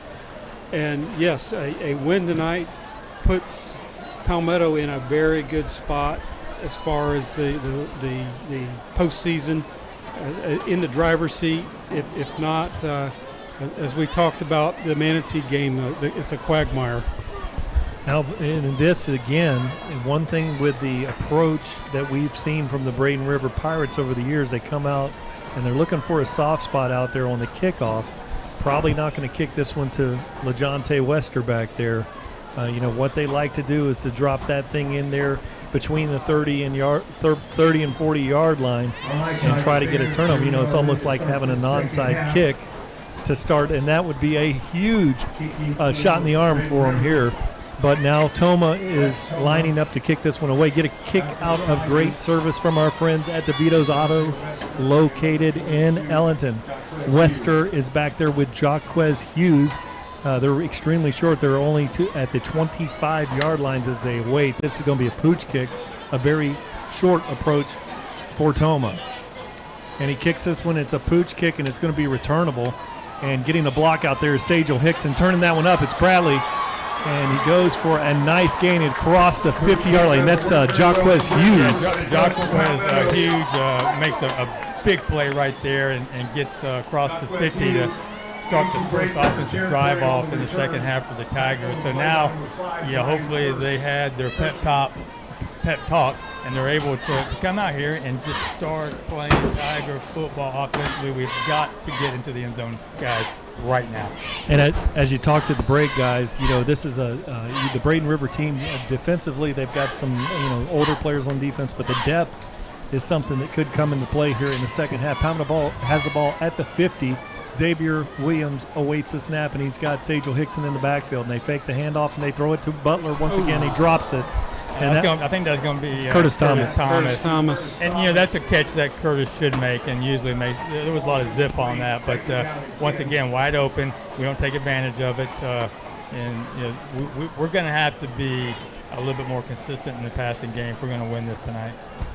Like the play call, just finding a little spot between the defensive back and the linebackers, and nice pitching catch, but unable to hold on to it. 2nd and 10. Thomas and Wester over here, and it is kept by Xavier Williams, and the ball was on the ground, but they said he was down, so it goes for a gain of about 3 yards on the play. That's going to bring a 3rd and 7. Yeah, and that's twice that they have let the ball go. Fortunately, both times he was on the ground, but we got to secure that ball. We cannot. We missed up a scoring opportunity early in the first quarter because of that fumble. And LeJontay Wester is trying to speed things up over. He had the coverage that he wanted out there. Now Braden River is set. They've changed things around here. And Zay Williams is looking things over. Offensive coordinator Ty Stolt has made the connection down here. We're able to communicate that down to the field. Xavier Williams looks, steps up, throws it out there, and he's got a receiver open, and that's LeJontay Wester. First down. Let me tell you something. We got away with false start. We really did, and lucky for us, the refs didn't pick it up. I don't think so. I don't see a flag, but you'll see right here. I mean, we're up and moving before that ball is snapped. And good composure there by Xavier, holding on to it the last second. Nobody was in the middle of the field. Sajel Hickson bounces this one out, and he's got the first down, 11-yard gain on the play. And when we mix that run and pass up, great things happen. We just got to finish the drive here, which we've been unable to do so far tonight. Sajel Hickson in the backfield with Williams. 2 receivers out. Boy, Jonte Wester is going to be open if it looks that way. But Williams steps up, and he's got a nice gain on the play of about 8 yards. So that's a good, positive play for the Tigers on first down. Yeah, real good job offensively up to this point, Kenny. And it's really sometimes this game we're using the pass for the run instead of setting the pass up with the run, But right now we just got to get to the end zone. Xavier Williams now runs looks at the option, steps up inside, takes a big hit. He's going to be short of the first down, but very close. It'll bring up a third and very short. Again, key is here, first down, getting a good gain on first down, opens the playbook so that he can run that play, and if they don't make it, it's still third and short. So 3rd and 1 here for Xavier Williams, and he's got the workhorse back there, Sajel Hickson, in the backfield. And he hands it to him. Sajel Hickson plunges forward, and he's got enough for the first down, gain of about 2 yards on the play. And that's all that matters, to see those chains move. That's right, Ken. Just keep mixing it up here and just stay disciplined here and let that offensive line open up some gaps for Sajel and these tailbacks. But I think if we continue to run the ball, we can and will wear down this defense. Sajel Hickson is faked to him, and Gathers drops it out there on the boundary. Yeah, so, and that's just looking downfield. He heard the footsteps, and he took his eye off of the ball right there at the last second. You'll see it here. He got the corner coming up on him. He's already turning his head. He has made some great catches during the season, run some great routes, and then there's times. And that's just the maturity of a young receiver. Yeah, he's young. He's getting better. Well, we do miss Kobe, in his athleticism. So 2nd and 10 here, 9:19 on the clock. 2 backs in the backfield. Robert Gavin is back there. They fake it to Gavin, and now it's going to be kept by Xavier Williams. Goes for no gain on the play, loss of about half a yard. I know, Coach Ty has got his eye in the sky up there, but that's not my favorite play right now when you've got Robert Gavin back there, you've got Sajel Hickson back there, and those guys can pick up 3 yards with 4 players on them. So, and also, Zaya's taking some big hits here already on this drive. So, I would like to see one of those tailbacks pick it up and go with it. Big play here on this drive. Interesting as this one rolls out. There's going to be single coverage over there, and look for Zorian Gathers out here to the right. And Xavier Williams looks, he throws it out there, and it was intended for LaJonte Wester. That looked like in a hold, defensive holding, but no call on play. That brings up a 4th down for your Tigers. Ball is at the 15-yard line, so from here it's going to be a 32-yard field goal attempt.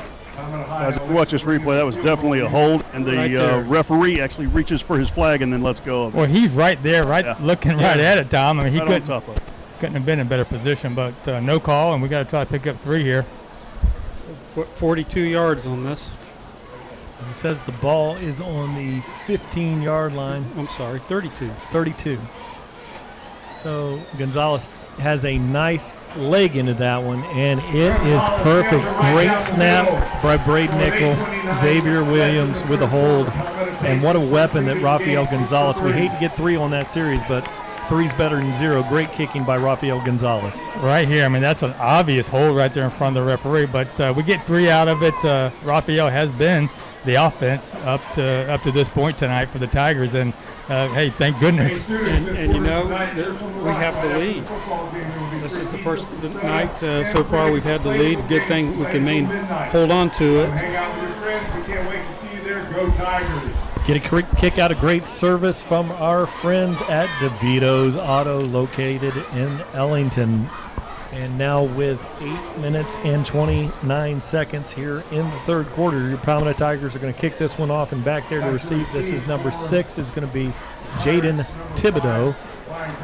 And number 5 is going to be Brian Kersey, along with number 11, Josh Thomas, back there to receive.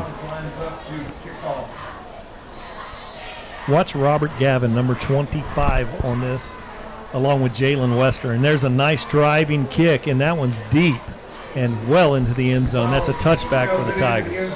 Rafael, he's definitely putting leather to the ball, but he is hitting it good, Kenny. I mean, you got to make you proud. Yeah, absolutely. What I like, it's hard to kick and punt at the same time. and Kickoff, and he does them all three well. It's amazing what the kids can do today. So, we talked about this during the first half, and defensively, our corners have been about 5-6 yards off of their receivers, and I don't know if you will see an adjustment or not, but that's something that really hurt us in the passing game during that first half. We just got to stop those type of short passing plays. Shockey Terrish is back there. He hands the ball off. Better defense this time by the Tigers, and that's going to go for about a 1-yard loss on the play. That may be our only second play for loss here tonight. We had a sack earlier in the first half, and then we start off here with a nice swarm into the ball defense on that play. But, we're not as consistent as we have been last few weeks on, plays for loss. Yes, short loss on the play brings up just over 10 yards. 2nd and 10, 8 minutes even on the clock. Palmetto Tigers now line up with 4 across the line and 2 linebackers back there. Matty Wyatt in the linebacker position, and Michael Brown drops out. There we go. There's a sack that we're looking for, and that's big. Number 17, Quentin Rue. Hey, Quentin Rue. If you see right, but Quentin Rue coming off the field at during the first half was so upset. I thought he was going to eat his helmet. Boys, let me tell you what, the defensive coaches have worked a scheme over here. I wish he would have thrown that ball. They were playing like a fake coverage, and as soon as he dropped back and threw the ball, 2 players converged on the receiver, and that would have been an interception all day long. Now we got 2 covering 3 over here. The slot receivers wide open. Day Hill's kind of rolling things over. They're looking out and taking a peek at that. Tyler Wells is out there in coverage on the slot receiver. Jaquez Hughes over here also. And it's a slip screen to the right. This is not going to go for anything. Great play by your Tigers. So just a great defensive series for the Tigers, and we moved them back that time. So I think just about every play was for a loss there, and pushes them further back and gives them opportunity to punt the ball out there and give us some good field position, guys. Great play by number 34. See, that's what I like, is a lot of red jerseys around that one. The ball. Yeah, that's perfect. Well, now kicking this one away, you've got the Trent Hedgepath back there to kick this one to Jonte Wester. Group up, Jonte. Go West, Jonte. He waits for it. It takes a really bad bounce there, and it's fielded, and that's going to be Jalen Wester. Jalen says, "The heck with it! I'll run it if nobody else will." I'm a linebacker at trade, but let me go ahead. Little brother, Brian. Ready, boy. I like to see that from Jalen Wester back there. Love it. If you're gonna give it to me, I'll take it. Good job right there, Jalen Wester. Watch him right here, folks. There's LaJonte, and there's Jalen. Look at him secure that ball. Well, he was serious about it. He wanted to take that to the house. That's a linebacker there doing that there. And a junior linebacker. And Jalen, the sophomore, he comes from that long line. And I have to mention all the Westers here. You had John Wester last year that played corner for us, wore number 21. Little brother, Jalen, he's not littler than any of the other Wester guys, now is wearing that number 21. And Jonte out there with our Tiger team. That Wester family has been very good for Palmetto Tiger football. I'll tell you, last week, brother Jonte had a kickoff return for a touchdown and a receiving touchdown, and after the game we were interviewing little Wester. So, hey, he's fighting to get his time. He was so good on the coach's show. We asked him a couple of questions, and man, what a great personality. Now here he's got he's a very talented singer from what I understand, old Jalen Wester. Now this time we're running the option to the right side, and Williams keeps it. Oh, it takes a hard hit, guys. Another hard hit up high, and it just worries me because we do have LaJonte there, but we don't want him in this game as a quarterback. Well, he takes a vicious hit right here at the end of this play. And Josh Siplin, the backup, is injured now, so Jalen Wester would go over to the quarterback position in the event that Xavier Williams picks up an injury here. Bubba Butler is back in the game, guys. Sajel Hickson takes it, runs hard, first down. Now there is no messing around. Great block. Is that Cotton out there? We got Cotton, and then we've got Lee Matthews coming up there just to clean the mess up. But I look like 2 vacuum cleaners and a. Well, I won't need a pancake for breakfast. Watch right here. Watch 55. Here we go. Quick. There they go, going fast, throws it out, bubble screen. He's got a good block by Gethers out there. He turns the corner, great tackle, but he goes for about a 6-yard gain on the play. Yeah, good job by Zorian on that play to come up with a good block there to break Bubba up. Bubba comes around just for a few yards around the edge, but that could have been a batted ball. It could have been trouble, Kenny. Absolutely. So spotted his knee down, so went for a 4-yard gain on the play, brings up a 2nd and 6, 5:09 on the clock, and Xavier Williams not in a hurry here. No. Time of possession's key here. Also, we this is about where we begin to struggle trying to finish drives. So getting near to that ASA power red zone, not there yet, but knocking on the door. This time it is going to be a great run by Sajel Hickson. Still going. Yes, Take it to him, Sajel. There it is. All right. That was nothing but will. When we talk about will, Sajel Hickson just showed you what it's all about. Yes. That's a great play, a great hard run. Not sure they didn't even get a face mask on there for a minute, but he ran through it, and that's what we needed, folks. We can see the replay. I bet he broke 4 or 5 tackles. I'm telling you, Sajel Hickson is the man. You know, he goes for over 100 yards a game, and here he is again. Great block initially. Didn't have the angle. Beat these two guys. Nice block there by LaJonte, as always. Great effort. And the will. He willed himself into that end zone. And the hold is good. Rafael Gonzalez kicks that one through.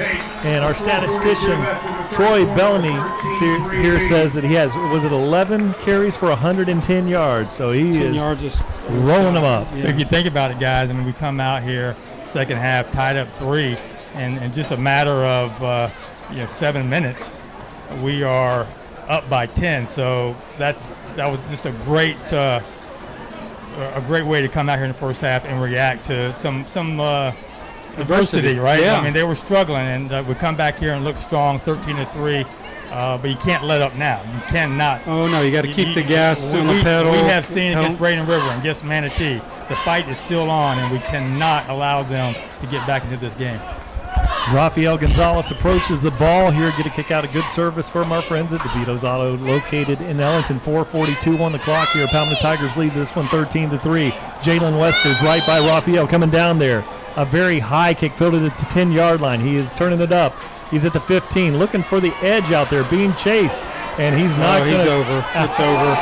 Great play. Let me tell you, the last thing you want to do against these Palmetto players is try to go around the edge. You're not going to do it. You want to go right up the gut on them. And that's what you want to do to a kickoff return. You want them running east and west like this because they have no chance after that. And number 45, Ruben Stamp, plants his right there. Yes. You're not. They're going to catch you. And look, instead of kicking into the end zone, they are on the 10-yard line. That's 90 right. yards to go. And we know Gonzalez has the leg to kick it into the end zone. So great. These coaches. There's Braden Nickel initially. And then, watch Stamp. Bang. Bang. Finished him off. Great play. Tigers stay in their lane. 4 minutes and 32. Come on, defense. Braden River with an option to the right side of the field. Got a little bit of a gap there, and that's going to be Kavion Williams, and there's going to be a flag. Should have a hold there on the edge. Yeah. Good call, Rick. I think you saw that on the wide side of the field. I tell you what, when you see Kavion Williams running, number 11, he should not be running that fast, right? No, not for somebody that big, but we saw him last week running like a sprinter against Largo. I mean, I've had the joy of watching Kavion since Pop Warner, and the size that he has put on here in the last 2 years is remarkable. He's been waiting for this opportunity his entire life, and he's really taking advantage of it. Where's the hold, Rick? Right. It's going right there. Yeah, you picked it up. Good job. Being 6'3" and 240 pounds is good. Being 6'3" and 240 and running is a lot better, and that's the kind of thing that makes it very attractive for guys that are playing on Saturdays. We'll watch him tomorrow, but Kavion Williams has that kind of talent. They throw the long ball down the field. They got a wide open receiver on the edge, and that's going to be Jaquez Hughes that catches him, and it's going to be a huge gain on play, tackle to the 30. Yeah, so that's a mix-up big time. Captain Obvious on coverage. We've got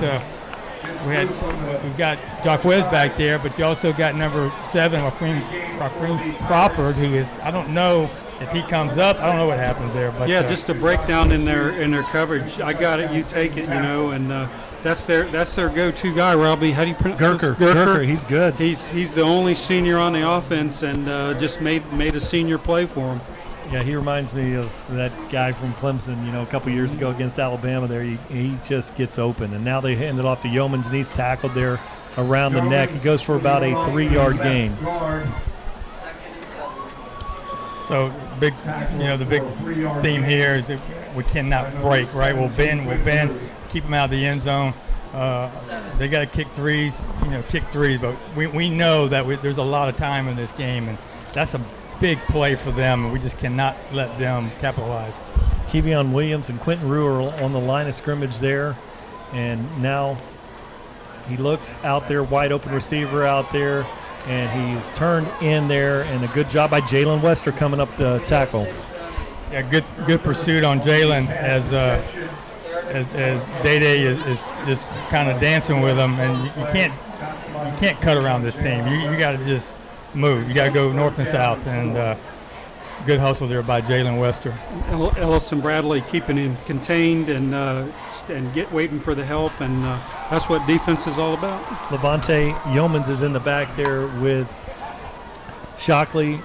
It's Trish looking things over. Now watch the tight end out there. Number 20 is D'Angelo Antonio out there wide. He rolls to his right, and look at the pursuit there. And there it is, intercepted there by number 7, and that is Raquan Crawford. Good job. That's that's what happens when you put pressure on the quarterback. Ill-advised pass. Crawford there for the big interception. This is what the defense needed. Great play. Stamp, forcing there. Big Floyd Dozier Jr., and which sets it up for the backside. The secondary, Crawford there. We're going to start out with a penalty too, boys, with the excessive celebration down here. Goodness. Goodness gracious, man. You got to be kidding me, Tommy.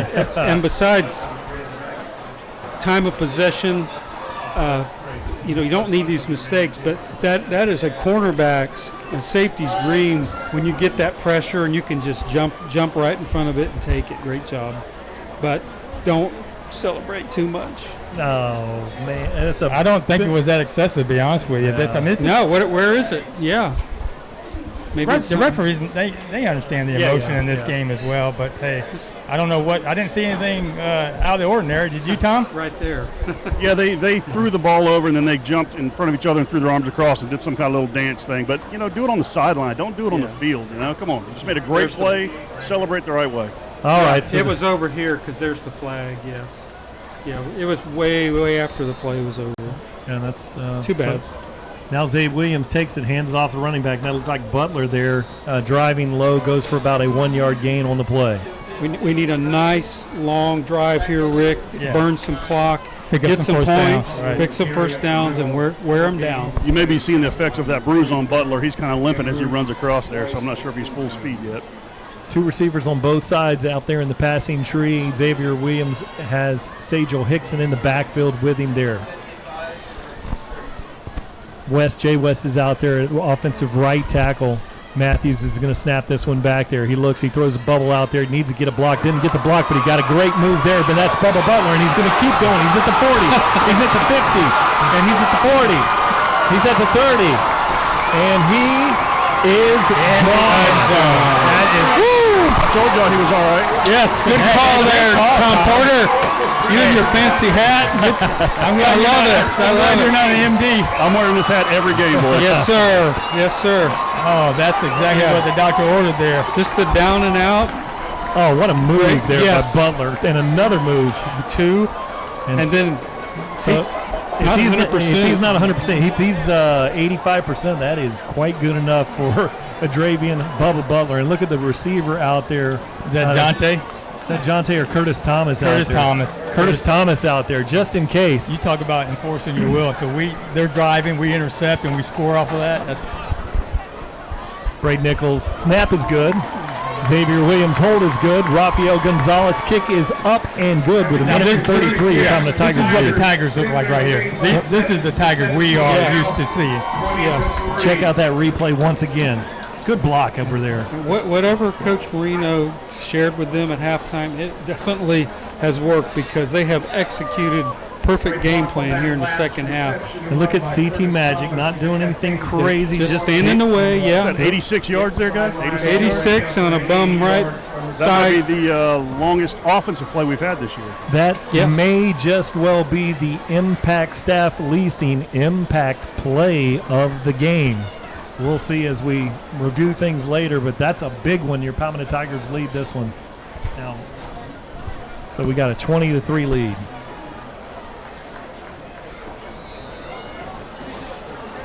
And there's that great ad again with a lot of scoring. It's going to get a kick out of good service with our friends at DeVito's Auto in Ellington, and that one is driven well into the end zone.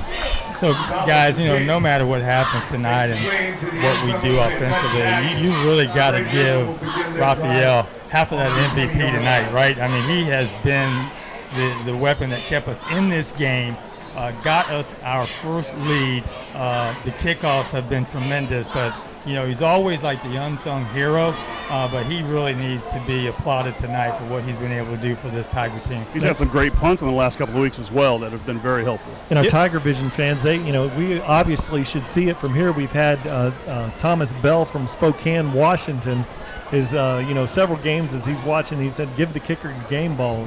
So even out there in Spokane, Washington, our TigerVision fans, as presented by Conley Buick GMC. Thomas Bell's got to be liking this one so far. 1:33 remaining here in the third quarter.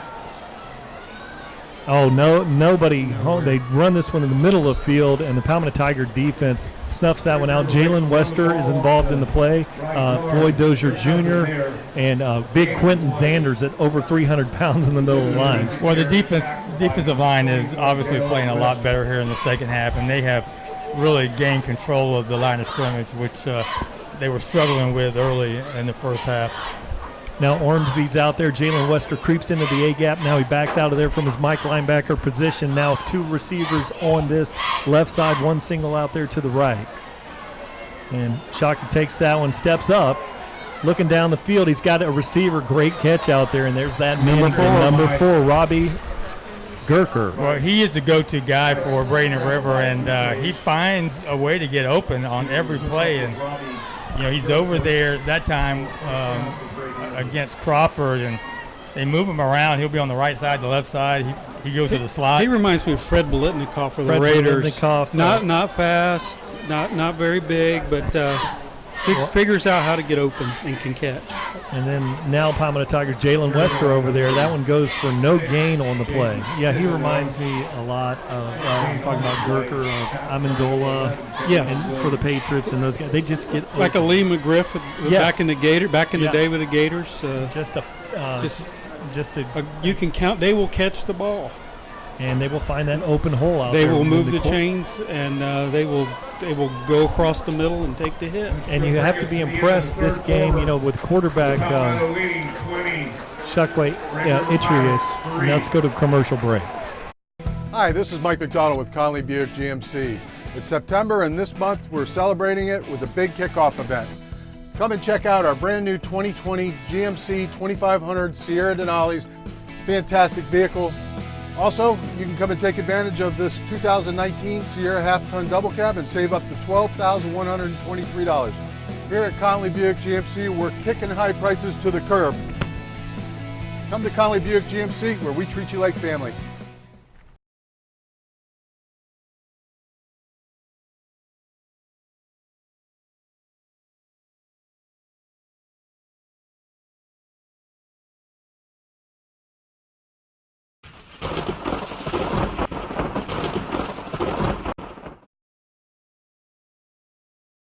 Hi, I'm Shirley Gruber-Bryant. I'm the mayor of the city of Palmetto, and I'm proud to be a TigerVision fan and join us, one town, one team in Palmetto.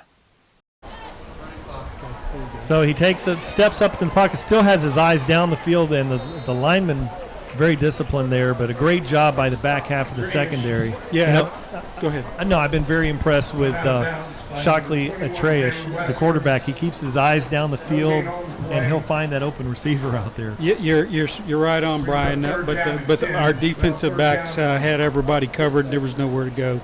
So 3rd and 10, 11:54 on the clock.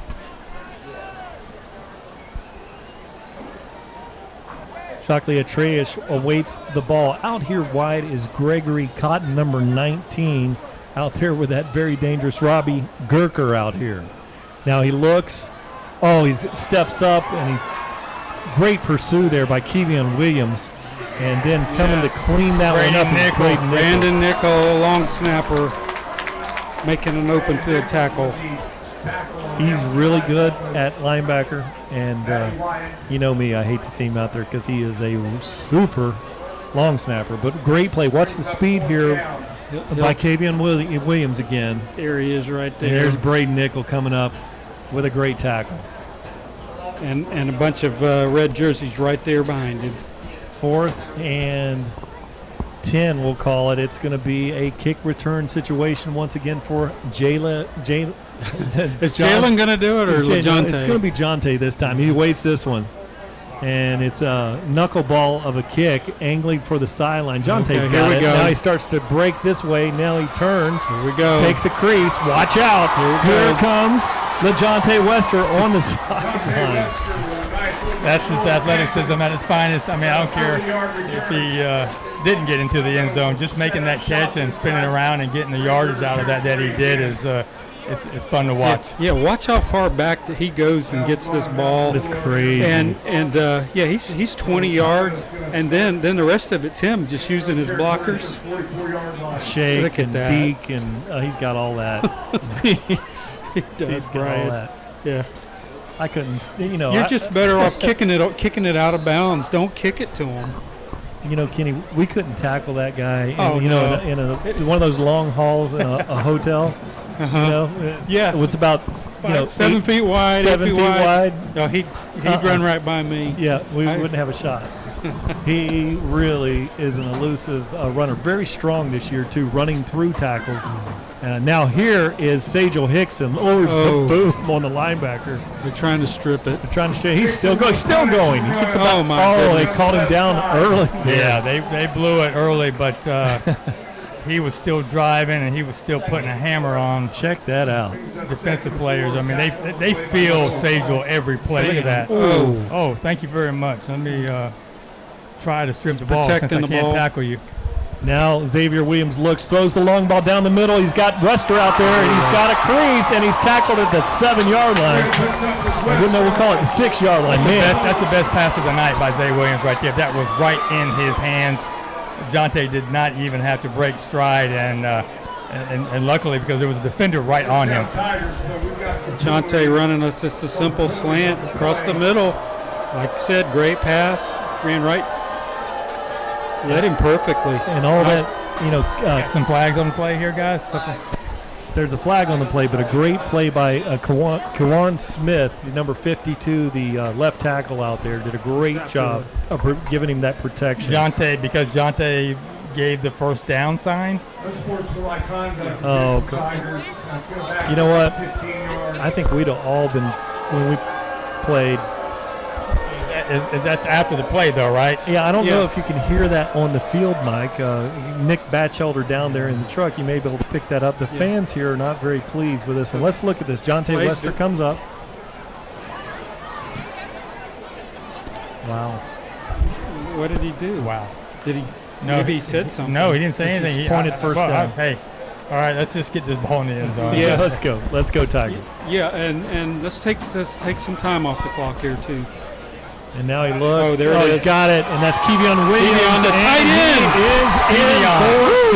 We have a tight end that can score too. Finally. Yeah, I think that's the first time we've ever had a tight end score against Braden River as long as we've been around.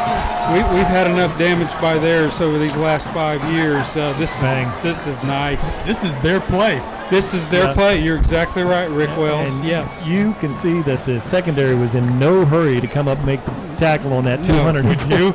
No. I wouldn't. No. I got a Charlie horse 5 minutes ago when Bubba scored. I would rather try to tackle LeJonte in the hallway of the hotel than try to tackle him.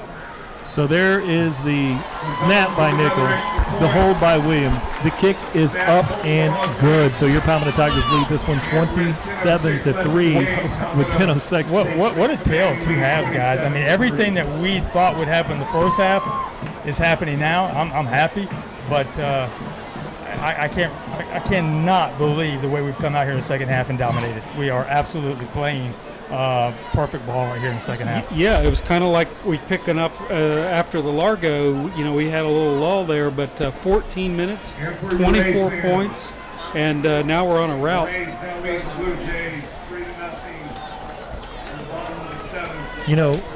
One thing that we've seen over the years with this game, and that's why we're all celebrating with the tight end scoring here. I know that Thomas Bell out there and Ray Skeet, longtime followers watching us here, they love it when we throw to the tight end, and it was great to see the Palmetto Tigers using that tight end on that last series.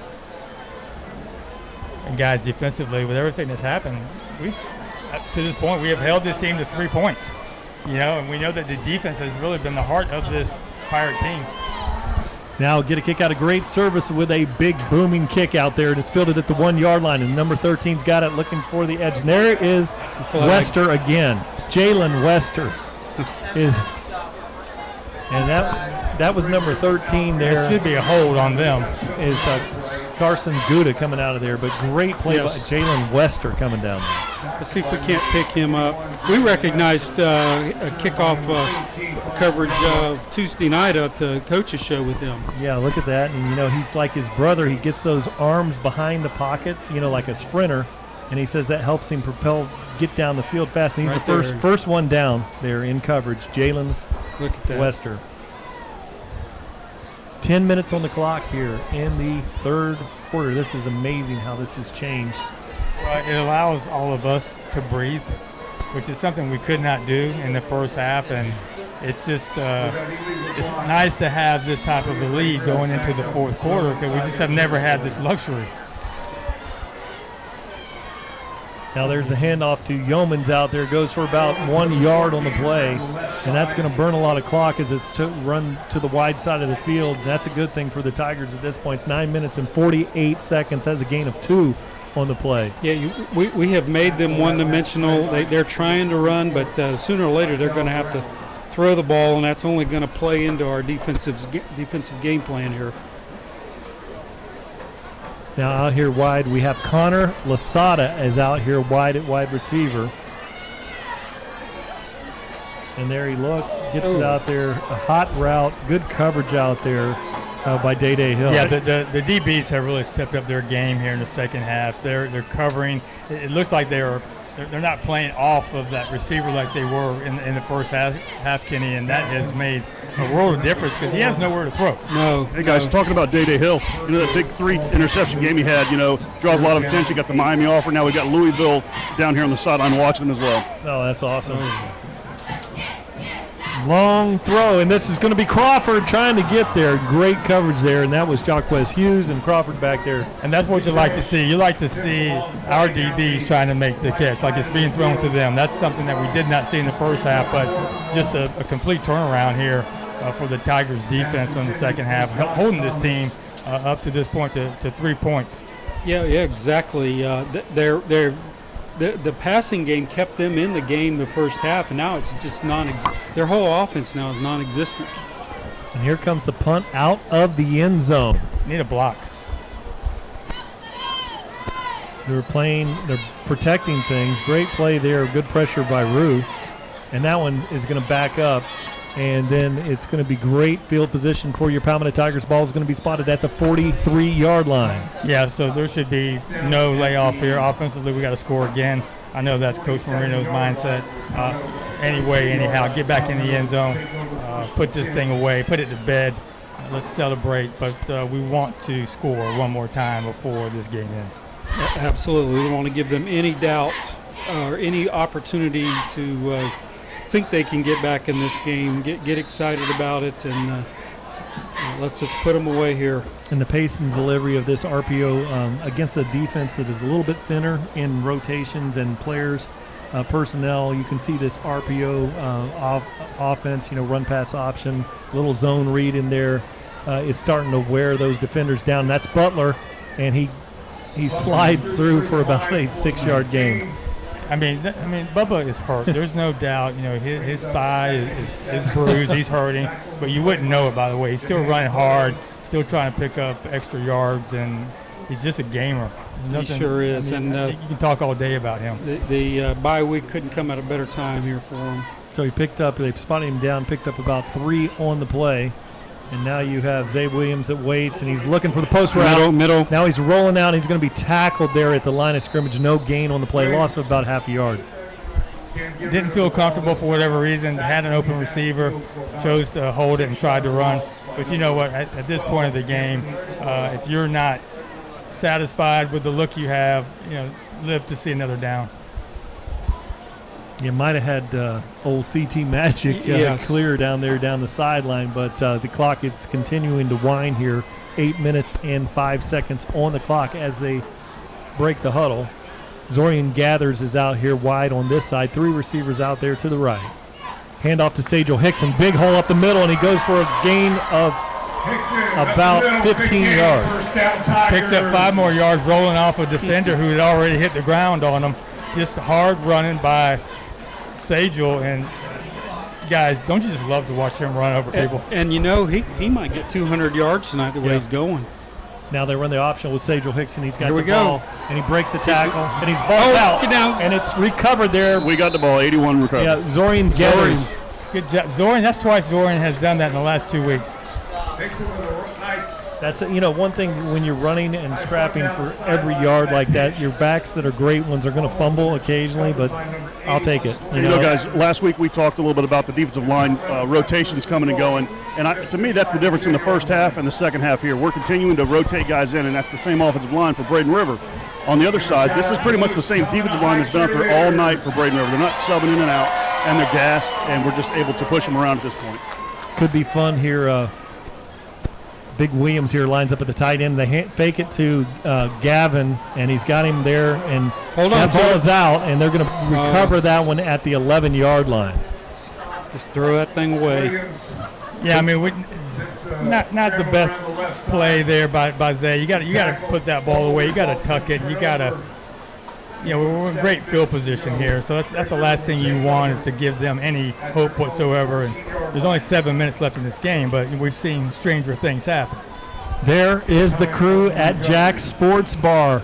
If you're out there listening to us, let's see some hands out there at Jack's. We want to thank you. There's that scoreboard that belongs to the old Palmetto High scoreboard, a great place to go after the game this evening.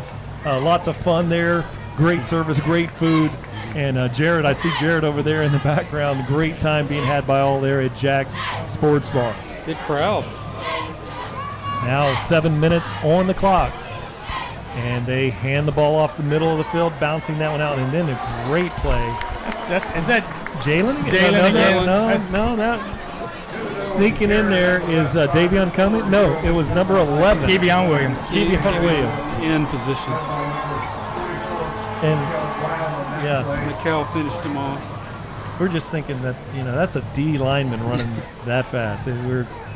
Looks like a linebacker or a safety or something. It's crazy. It's not fair. Makes it tough for us up here in the press box. Big dude should not run that fast. Shaka Yatish looks out there and great possession receiver out there. Catch on that one goes to about the 21-yard line. Yeah, they're in no hurry to try to even try to get back in this game. I think they've probably given up at some point. 3rd and 2, 6 on the clock. Out here in coverage, you have Raquan Crawford, and then in the back there, Ellison Bradley goes to a single high safety look, and then great play by the defense. He's going to be just past the first down marker. That's going to be a first down.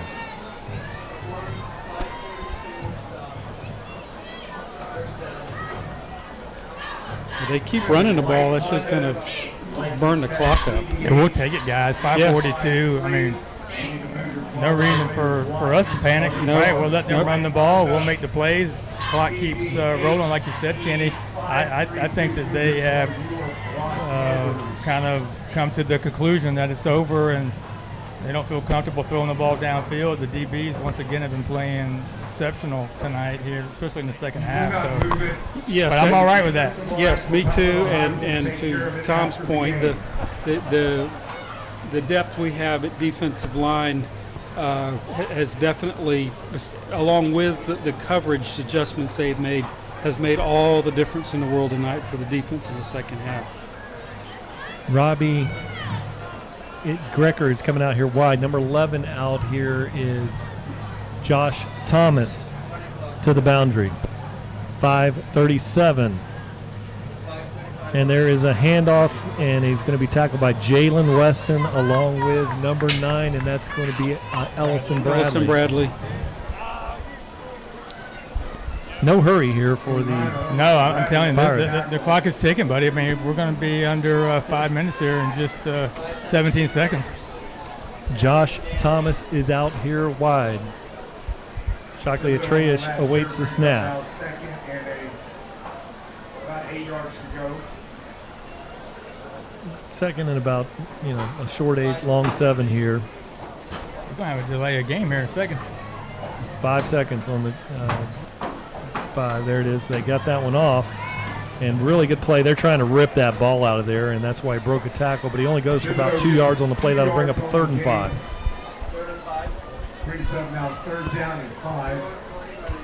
Tackle on the play again by number 40. Yeah, nice effort by their back trying to hold on. They're going after it. But they are in no hurry whatsoever. Yeah, I mean, they're doing our fourth quarter for us. Just running the ball, running the clock down. Defensive line for the Tigers starting to pin those ears back, and this time they look for a soft coverage out there initially. Now he steps up and he throws it out there to the receiver, makes a great catch out there, 1st down. Wow, I didn't think he made that catch, but he did. Number 11 out there, which is Josh Thomas. You've called his name several times. Yeah, over the years, he's a great player. Josh Thomas, we've seen him. He runs crisp routes. Now that one was thrown very low. A great catch out there by Josh Thomas. 3:55 on the clock. Atreus waits, and he hands the ball off there, and it goes for the edge, and he's going to be run out of bounds there after a 5-yard gain. And that was Thibodeau there, Jaden Thibodeau, number 6. Yeah, they have the trio of running backs. They have Thibodeau, they have Hodo, and then number 22, Yeomans. We've seen they're all basically the bowling ball, compact, and underclassmen. We're going to see them all again in the next couple of years. Great job of the substitutions. Now Palmetto is offsides. We had hustling off the field. There was Jalen Wester, and that Hodo name. I know that Deborah Hodo is watching from Denver, Colorado out there tonight. Hello, Deborah. Randy went to school with you, Randy Hodo. Yeah, Randy. A good Palmetto name, that Hodo name, but they've been good to Palmetto. Out there in the backfield for these Braden River Pirates tonight. 3 minutes and 43 seconds on the clock. And that's going to be Hodo, takes it and breaks off a tackle or two, gets the 1st down on the play, tackled there by a host of Tigers. Maddie Wyatt was there, Rue was there. So now the clock is winding. It's down to, they really never stopped that one on the 1st down, but so it's 3 minutes and 28 seconds. Hats off to Braden River. They're putting together a good drive here, just running the ball, a little bit of pass. And there's Hodo once again, and he's looking for an edge. Ball's out, and the Palmetto Tigers recover that one. So it's recovered by the Tigers. And right there, and that was Jaden Thibodeau trying to turn that edge, and then you had great pressure by Kevion Williams, who forced the fumble. And Day Hill with the recovery. Is that how that one shook out, guys? It sounds good to me, Brian. I was looking at a bunch of red jerseys with the ball. I tell you what, though, we didn't win the turnover game this game. I think we've had more than they have, but we had taken advantage of the ones that we have gotten up to this point. So just a really great time for these Tiger fans, guys. I mean, we're going to win this game. 3:10 left, 27-3. For all the nail-biting action that we had during the 1st half, we feel pretty good up here now. Yeah, Palmetto Tigers with that 27-3 lead. 3 minutes and 10 seconds here. There's Gavin, made a nice jump cut there, and he goes for about 3 yards on the game. Think about it, Rick. They scored they went right down the field methodically and scored the 3 points And that's been it. Yeah, and it was impressive too. You know, Yes. we were able to keep them out of the end zone, but it was a great drive, and you know, we're looking at each other like, wow, this may be a lot tougher than we thought. Yeah, we're in for a ball game. Tom Porter, number 77. Get me a name on that one. Number 77, left tackle out there, made a killer block on that last play. And he must be a JV that's moved up here tonight. So number 77. Robert Gavin running hard, picking up 3 yards with about 4 Pirate defenders on him. Really good job by Robert. Yes, he is. He's ready to play. He's like, Coach, where you been? I've been waiting for you all night. You know, Butler's still out there. You know, he'd be pretty good if he was 100%, guys. You know, he'd be all right. You know, I think he got dinged up Braden River game and played and still made some big plays last year. He did. Brian, number 77 is Danny Hollis. He is a sophomore. Danny Hollis, the sophomore out there. I don't know the height and weight, but he looks really nice out there at left tackle. He's showing that he's kind of a grinder out there. Yeah. Look at him out there on that edge. And then they run to that side of the field, goes for a gain. It's going to be just a bit short of that first down. Very close. So they're stopping the play. They pick up the first. He's got the first down. Well, this game is over, gentlemen. 1:47 left in the fourth quarter, and up 27-3, and just an outstanding job by the Tigers this second half, and really broke it open from the first drive. Never looked back and never gave Braden River an opportunity to get back into it. Any chance Marino goes for a big play before the end of this game, just to kind of? I wouldn't put it past him. I think you never know. I'd like to see them just get out of this. I'd like to see a touchdown.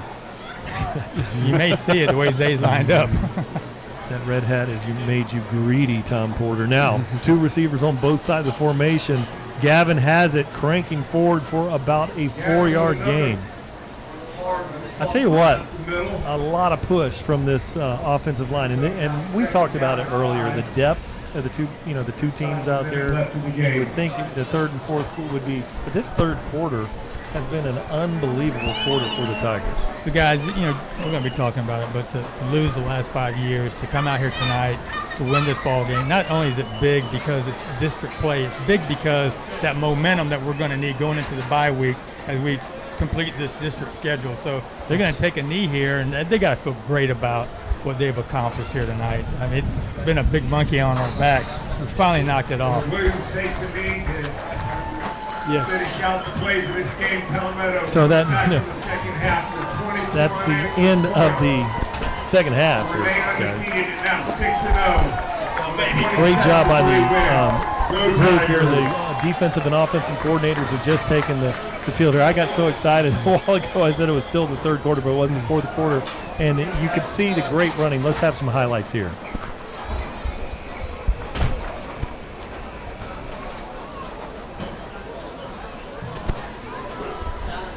Just that balanced offense. Yeah, so if you look at the balanced offense, it's Palmetto High victory as we're rolling the highlights here. But look at Zay Williams here. Looks down there for the long ball on the edge there. And a great catch out there by Wester. And now he throws a little slip screen out there. And watch this play by Sajel Hickson. Reverses his field, bounces off of it, gets a block out there. Look at Xavier Williams, a quarterback out there, throwing blocks. And he goes for a big first down play. And then Xavier Williams rolls to his left, looking down the field, throws the long ball out there, and that's going to be Bubba Butler peeling back to catch that one. And the highlights continue to come here. What an exciting game here for the Tigers.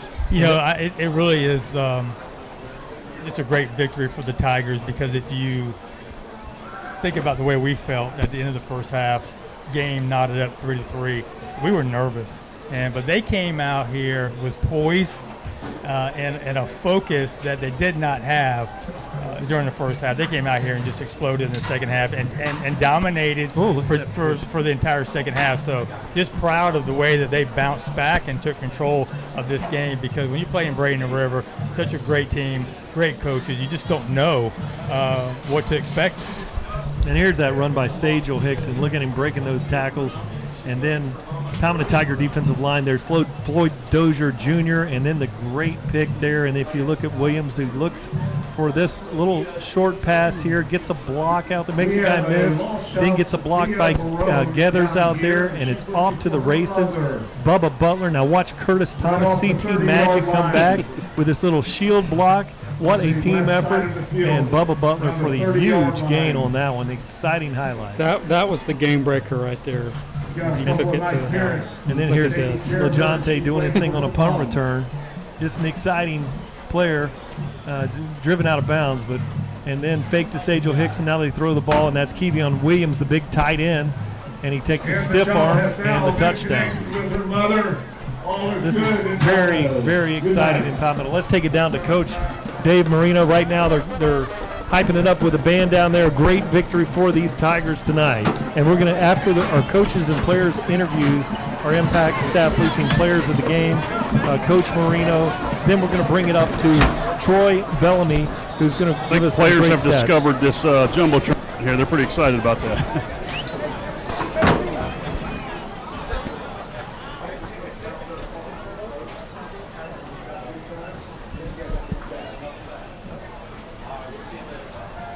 Hey, first, all right, we talked about it, right? They don't give championships away.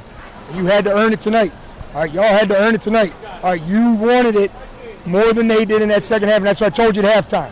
All hats off to them for that first half that they brought, but they couldn't bring it for 48 minutes. You've trained too hard. You're too blessed athletically, okay, to not finish those guys, and you did. You finished them off the way a champion would in the second half, okay? So now, hey, we got to heal. All right, we got to get better. We got beat up a little bit tonight, boys. All right, we got beat up a little bit tonight. All right, so we've got to rest. Take care of yourselves, okay? Make sure you're icing. I don't want to have to bring you in, but if you got a bump, a bruise, take care of it now. Don't let it linger, okay? Don't let it linger. Ask Kendall. Ask Kendall what a bruise could turn into. Turn into a damn month, okay? Take care of your bumps and bruises. It was a knockdown, drag-out, heavyweight fight, okay? And we got to get ready. Good thing for us is we got a week, okay? We got a week to rest up, okay? Be smart. Enjoy your 3 days off. All right, come Tuesday, we got to come back, go back to work, okay? All right, let's go. Bring it up. Hey, bring it up, man. Hey, we beat them. We the best, all right? Hey, family on me, family on three. 1, 2, 3, family. Hey, stay off that all weekend, right? Hey, stay off that all weekend. Yes, sir. All right, Tiger fans, here with Coach Marino. Coach, obviously a great win for the Tigers, great second half there. I know you want to give me the coach's answer, and I know you want to say, you know, this is just another game, but what does it mean to get this monkey off of our back, beat Braden River, a district game? I mean, how huge is this for you personally? Well, I mean, every year it's a tough schedule, and every week is a battle that we have to go through. Every week's a big game, and like I said, now this one's obviously in our backyard, so of course it means a little bit more. And then obviously being a district, it means the most. So we got district win number 2. That's all that we accomplished tonight. You know, we got to get ready. We got to rest up, heal up, and get ready for Charlotte in 2 weeks, because that's district week number 3. First half, obviously not the offensive output we expected. Defense was great. Offensively, not the numbers we're used to. What was the difference in the first half and the second half, in your opinion? Well, again, this is it. I mean, these 2 heavyweights are fighting for a championship. You know, everybody knows that you got to win every game, every week in your district. And so it was a lot of intensity. It was a hard-fought first half. Both offense moved the ball and just couldn't finish. And it's a credit to the defenses and their heart and passion and fight. And like I said, we've found our rhythm a little bit in the second half and made some adjustments schematically at halftime. And that's what you do. That's football. Awesome. What players do you see tonight that really made a standout difference for this Tiger team? Well, you know, we know we have our weapons, and we just had to make adjustments at halftime to put those guys in better position. You know, we obviously had, you know, Jonte over the top. That was an adjustment at halftime schematically. You know, doing some different things, you know, in the run game to give us a chance to set up some play action shots. So that's, you know, that's what you do. That's what we do as coaches. That's our job. Awesome game, Coach. Congratulations. Enjoy it. I know we will. Tiger fans, you know, a great game tonight, great atmosphere. Started off a little sluggish, a little slow, but man, in the second half, the coaching takes over and you start seeing the schematic changes like Coach is talking about. The offensive line being able to impose its will a little bit on that defensive line, and just, you know, finding the open players that maybe we missed here and there in the second half. Still not a perfect game. We put 27 points on the board against Braden River, which is phenomenal. But we can be better, and that's the scary thing about this team. We're 6-0. We're in the top 100 in the nation, number 3 in our class. we're really making strides. I'm not sure that any Palmetto team's ever been in the top 100 in the nation, so we are really making a big change this year. I got here with Coach. Coach, tell us a little bit about the defensive effort tonight. Offense was a little sluggish, but, man, you guys were solid all the way through. 3 points to a Braden River offense. Well, in the first half, it wasn't the offense's fault either. We didn't get off the field on third down like we should have. We made really no adjustments in the second half. We just told our guys, you got to tighten up and go out there and win. And we out-coached them, we out-hit them, we out-ran them, we did everything. We were the better football team, and we showed in the second half. It was awesome to watch. Kevion, great game, man. You're playing both ways. In a game, in our defensive line that we're subbing people constantly. You're playing offense, you're playing defense, you catch that touchdown. Those boys didn't want to touch you. They didn't want anything to do with you. Wait till you see that replay. I'm just happy. To be honest, I don't want to lose to nobody. I just want to make it to states. I don't want to lose my senior year. Hey, we don't want to lose any games, but how big is it to win against Braden River? We haven't done that in a long time here. How big of a win is it? I know me personally, I've been nervous all week about this game. I know everybody's been nervous about the game because you never know what you're going to get with Braden River. They give a good effort. What does it mean to the players to come out and really not just beat them? You beat them pretty soundly here. 27-3, they had nothing in the second half of that defense. It's huge. That's all we've been talking about and working about all week. Coach is putting us in a great situation to win the game. That's all it is. Coach, looking forward to the rest of the season. I mean, you don't want to overlook anybody. Our next challenge coming up, district-wise, is this your son, by the way? He's a cutie. Hey, buddy. District-wise, who else do we have to look for in this district? I know we got Charlotte coming up, correct? We got a bye week next week, so we're going to take it easy, get our guys back healthy and playing for Charlotte. They're the next opponent, and that's the next big one. Our goal is to be undefeated, but the next game is Charlotte. That's the team we got to beat next. Obviously, defense played well. We talked about that. Any schematic changes you see? Anything, or is it just do what we do? We're going to play football. We're going to line up, and we're just going to beat you. Last question for you. What do you think of my hat? You like it? I thought you might. All right, thanks, guys. All right, come over, Coach Ty. Coach, great game. First half was a little rough, a little rocky. Come on over here. The camera's right up there. A little rough, a little rocky. Schematic-wise, what changes did you make between the first half and second half? We liked some things, obviously, in the first half. Kind of changed the front a little bit. They made some adjustments. In the second half, we saw what they did and were able to change. And like I said, keep it a little bit more balanced and work both sides of the field. So, like I said, we got playmakers, man. So I just got to get the ball in their hands. And obviously, this little guy showed it, man. He's tough to bring down. Like I said, he's one of our studs. So, basically, if I get him the ball, I'm in good shape. Little guy in stature, but let me tell you what, I just talked about your thigh bruise you got early in the game, and I could see you limping. And I had just said, I can see the difference in his running. He's labored a little bit when he runs, and that's when you took that ball around the corner and ran for that touchdown. 85 yards, by the way. Talk about fighting through the pain and the adversity to be the ball carrier and get in the end zone when your team needs you. Well, I had to help the team out. I couldn't get out the game.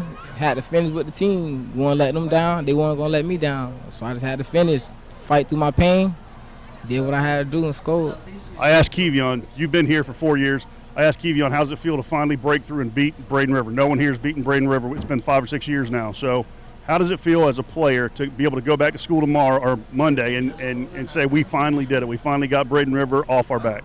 Oh, it feel real great, real great. We got them our senior year, last time playing to get some, and we just did what we had to do. Speaking of your senior year, talk a little bit about the guys you have playing behind you. You're our premier guy, but talk about the guys that are playing behind you. They're going to get a chance to play here in the next year or so that are getting carries in the game. Yeah, we got Sager, Robert, Zoe and them. They backs, but they come in when they come in, they do what they got to do, help us win the game, get a couple first downs for us, help us to drive the ball down the field. Awesome second half, guys. Great job. Can't wait to get to Hungry Howie's and have some wings. And guys, back to you. Great game. Couldn't be more excited. We finally beat Braden River. I'll see you at Hungry Howie's. And great reporting from our sideline veteran Tom Porter with the Bruce Arians hat on tonight. I know everybody got a chance to see that.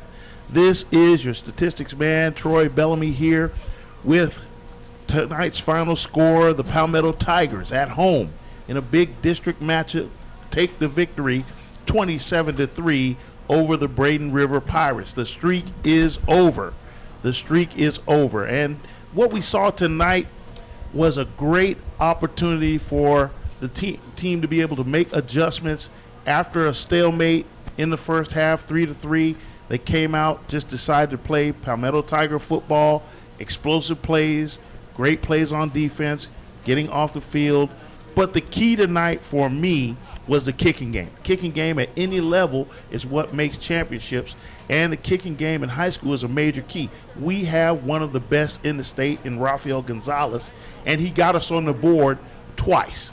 He gave us the tie at halftime, and then when we came out in the third quarter, drove the ball down the field, he kicked it through again for another field goal, which gave us the lead. Those kinds of things bring confidence to your team. It makes them feel like we can get within the striking distance, and we know we can put the ball through the goalpost if we can't put it in the end zone. Of course, we have our quick strike, big playability offense, and the speed of this team is amazing. Speed is something that many teams will only see against Palmetto High School, and that's what we saw tonight. We saw a quick strike after, again, a pedestrian first half. Williams to Butler for an 88-yard touchdown strike after the interception turnover by the defense. Then we come back, and LeJontay Wester caught a 55-yard catch and run, capped by the 25-yard touchdown by Kevion Williams, playing both ways after we received the celebration penalty. So, again, what happened, we saw that the defense was bend but don't break, and the key for us was to not give up any scores, don't give them any confidence, don't give up any big plays. And you saw that in the second half, the adjustments were made, and Braden River was not able to move the ball at all. They crossed the 50-yard line one time, and that was on a broken play, and we ended up getting a turnover after that possession. Some of our statistical leaders for tonight, Sagel Hickson, again, the workhorse. The young man carries the ball. He carries the mail for us. He carried 14 times for 152 yards. Probably could have had close to 200 yards tonight if he'd gotten the ball a little bit more. Again, what happened was Braden River had the ball, had possession of the ball quite a bit in the first half, and so we weren't able to get the running game untracked. But then Xavier Williams caught fire. He was 7 for 11 in the first half for 88 yards. He came out in the second half, was 5 for 8 for another 74 yards. He ended the night with 12 for 19, 182 yards, 2 touchdowns, and an interception. So again, the quick strike ability of the offense is what makes us different. It's what makes us very dangerous.